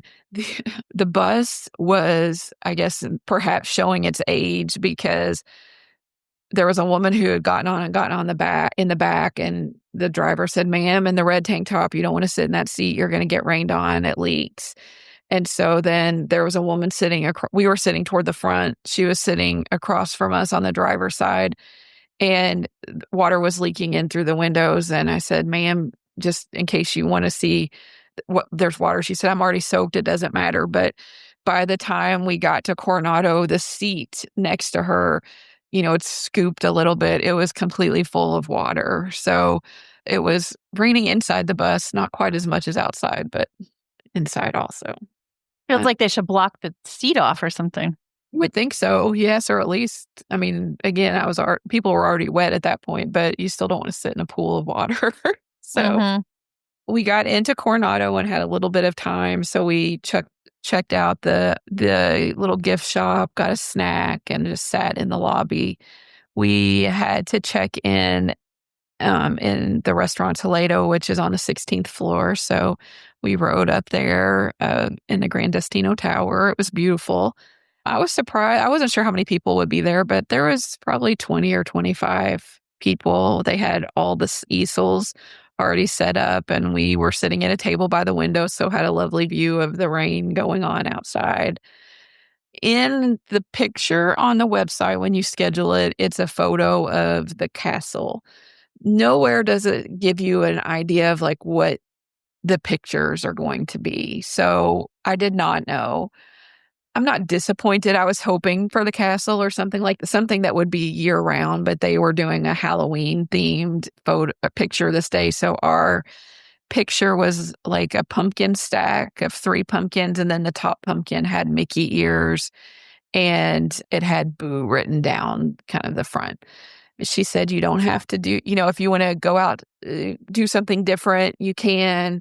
If you need additional paint colors, let me know. But I am not a very artistic person, so I need to follow the instructions given to me for what's available." So we did the Boo. It was cute. There was a woman sitting at the table next to us who really was very artistic, and she made the pumpkins, but then penciled in her dog, a photo of her dog, and then painted her dog at the top of the photos or the top of the pumpkin. So I was impressed with her artistic abilities. It's very humbling for those of us that aren't, though. I'm struggling to keep up, and you're adding more. Very much so. Very much. I'm fine, like when it's color by number kind of, because they had drawn the pumpkins onto the canvas for you already. But then they're like, the background of the canvas was black, and they had kind of like purple swirlies, like Haunted Mansion style kind of things like in the background. And she's like, "Just freestyle that." And like, in my mind, I wanted to say, "Can you please come draw them on there for me first so I can just paint over?" But I'm happy with it. I had Some of us can't freestyle, ma'am. The only other little caveat is, then you have a wet canvas to contend with, trying to get it back as well. So that was, I was walking out of Coronado, like kind of swinging it in front of me, trying to get it to dry as we went. When we finished there, logistically just trying to figure out how to get back to Pop or what to do. And because we were still kind of damp. It wasn't raining at this point. The sun had come back out. We just decided to Uber back to Pop, and we took our afternoon nap and then kind of woke up and was trying to decide what we were going to do with the rest of the evening. And again, our plans had shifted so much. There was nothing. I mean, I can always go back to the parks and find something to do, but there was nothing that we wanted to do so badly that we were coming up with anything. So one thing we had not done at this point was ride the monorail. So I said, why don't we see if we can get on a wait list for Steakhouse 71? I looked up to see if they had reservations, and there were not. It wouldn't let me join the wait list because we weren't in proximity yet. So we got in an Uber to go to the Contemporary. This was probably one of the grosser parts of the trip, because when I pulled up at Pop, or when I pulled the Lyft app up at Pop, it said, your driver will be there in 1 minute or something. I mean, it was almost immediate. And I thought, oh, wow, that's great. And then when they tell me what kind of car it is, I could see that it's a car that's already there. And so there was a couple getting out of the car. So it just worked out that he was dropping someone off at the same. But the man who got out of the car, God love him, because I have been there, he was a sweaty mess. And I am not joking, like not even just a little, like a lot. And immediately when I sat down in the back seat, I could feel that sweat myself. And it was not. And so I immediately tried to scoot over into the middle a little bit. But then the Uber driver is, you need to keep your seatbelt on. And it was really gross. And so it felt like it took forever to get to the Contemporary, and we got out, and I just told my husband, I'm like, we need to just walk around outside for a minute because I want to let this man's sweat dry off the back of me. So then we tried to join the wait list for Steakhouse 71, and they said they were not taking any wait lists. And of course, this is like a Friday night. So I said, let's just go in and ask. And so we went up to the check-in desk to ask, and they also declined, but they said we could sit at the bar. So we decided to go into the bar. Unfortunately, they do have a limited menu at the bar, so you don't have access. And they were towing the line when I asked, if you could order off the regular menu. They were not giving that as an option. We had a lovely bartender there. My husband's a high school English teacher, and this gentleman is a middle school PE teacher, and he works during the summers and during the school year and on the weekends at the bar. So we added that to another list of things my husband could do at Disney. He would be a non-drinker bartender? Drinker bartender, yes. We had the burger and fries and also French onion soup. The French onion soup was delicious. The burger was also delicious, but did not compare to the Wayfarer burger from earlier in the week. But the fries here were fantastic. Best fries of the trip. The bar was not super crowded either, so that was nice. A lot of people were kind of coming in and then going to their dining reservations. So we got in and out of there pretty quick. We went up to the main concourse at the Contemporary and went in the gift shop and kind of looked around. We went through security to go up and get on the monorail, and we just did the loop around the resorts and got off at Magic Kingdom and got on a bus back to Pop. And that was it for the evening. That was that. You had one more day left, Saturday, October 4th. Your pre-trips at Hollywood Studios. We did not do that. And this day kind of fell apart a little bit, not in a bad way, but we woke up and we decided that we were going to sleep in a little bit. And we also knew we had still quick service entree or quick service meals we needed to eat. So we were going to go eat breakfast at Pop. It was raining pretty steadily, so we walked over in the rain and decided we'd kill some time trying to eat some breakfast. When we got done eating breakfast, it was still raining pretty steadily. So we went back to the room.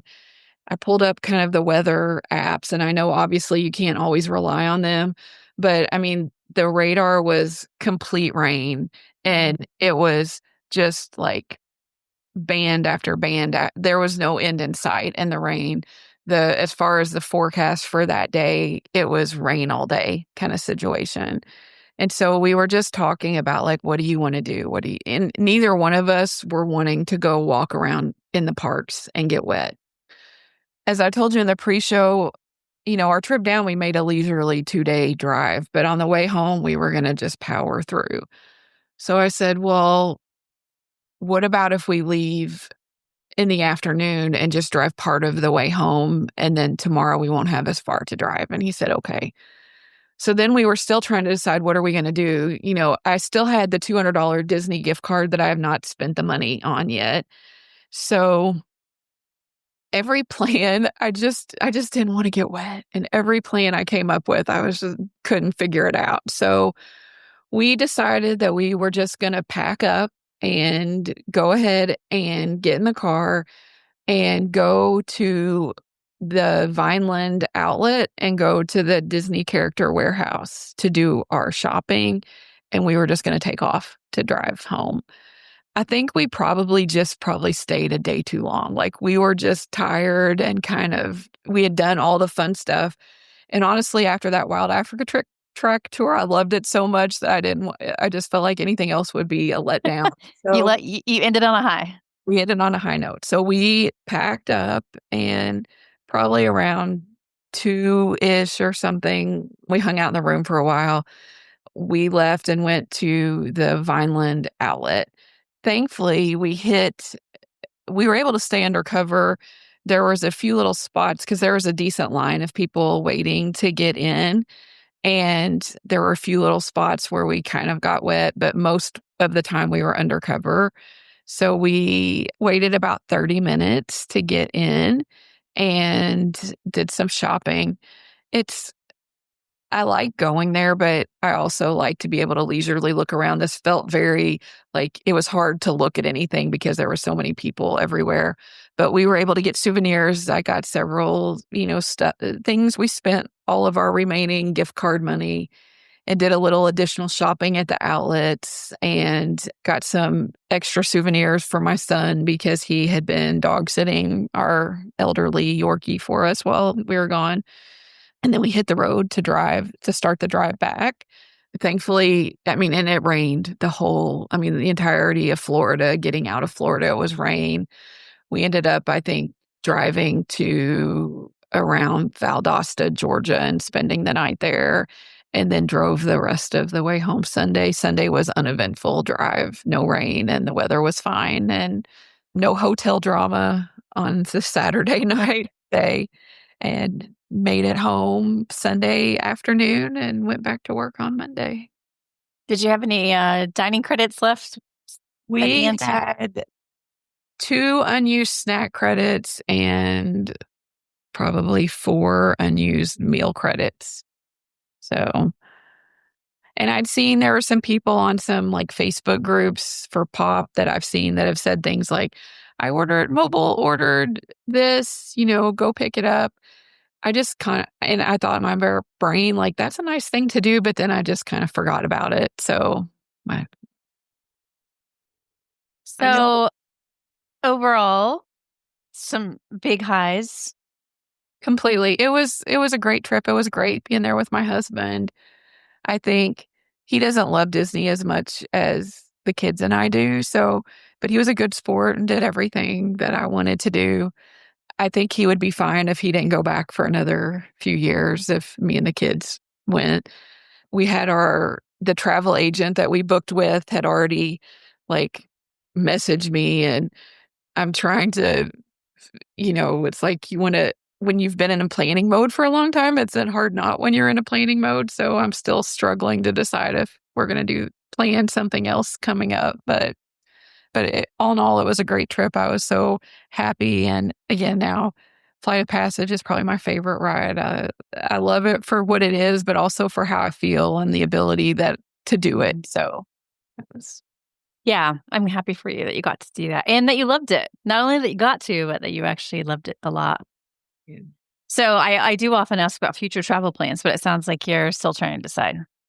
Well, so before we went, I had talked to my son. My daughter, so our trip last year, 2 years ago, we took a trip to celebrate when my son graduated from college. Then our trip last year, my daughter had graduated from college. My son is now back in school doing what's called a transition to teaching program to become an elementary school teacher. So I said, when you complete your program, do you want to go back? And he said yes, but he said he would like to do a Run Disney event. And so now in my brain, I'm like, okay, well, if I can ride these rides, like maybe part of my fitness journey is I'm not a runner, but I could probably squeeze out a 5K if I worked myself, into that. So we've talked about that, but that would require some planning and being able to get registered for a Run Disney event that's not already booked up and all that. It's like a whole new section of Disney planning to learn. And it's not something that I know a lot about. I've just heard about so many people I know that love it. Yeah. So that would fill your time, your planning time learning about that. That's what my husband, one of the conversations he was having with the minivan driver, I think, was he said, my wife is always watching something related to Disney, like either a YouTube video or a podcast is on. I don't generally watch TV much anymore. There's always something. And it was funny because this morning while I was waiting to talk to you, there was a podcast a YouTube video that had popped up that was a woman and her husband who do RV traveling. And I've watched some of their videos before. They're not Disney people, but they went to Fort Wilderness. Mm-hmm. And I had to turn it off because she was making me so angry because of the things she was saying. She kept saying the Epcot ball, and I was just getting personally offended. So when she was talking about how she couldn't imagine why people would want to come and wait in these lines, and she was just very negative. And so it is frustrating. There's a woman that I follow on Instagram who moved to Mexico from the US, and so I followed her for like that. And then she just went to Disney World and hated every minute of it. And I'm like, I am messaging you from a Disney account. Yeah. I can help you. This is not necessary. It was just such frustration, but most people aren't planners. No. That's why planning works, because you're really learning how to navigate around the people that don't. Yes. But it is hard to watch. Yeah. So what are there and you see them struggling,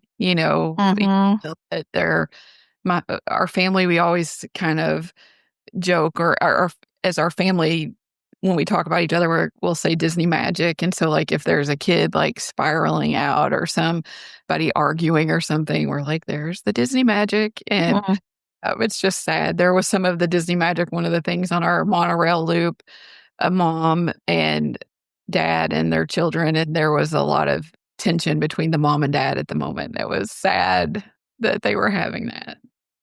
Yeah. I mean, it is tense. There's it's busy, it's hot, there's a lot of walking, there's a lot of money on the line. And frankly, most of us aren't used to spending like a week in a single room sleeping with everybody in our families. Correct. So there's no break either. So it's a lot. All right. Well, I appreciate you taking the time to share. I hope that this weekend gives you the rest that you need to recover from the trip. The rest and the time to clean up after the trip now, unpack and get the stuff put away. All right. Well, thank you, Kristie. Thank you. I hope you enjoyed that trip report. We did keep talking on Patreon in the after chat. So if you'd like to go and listen to that now, it is available in audio and video form. That will wrap up this episode of WDW Prep To Go. For more information, please check the show notes in your podcast app or head to the website, wdwprepschool.com. Click on podcast at the top, scroll down to episode 484. Until next time, I will see you on the site.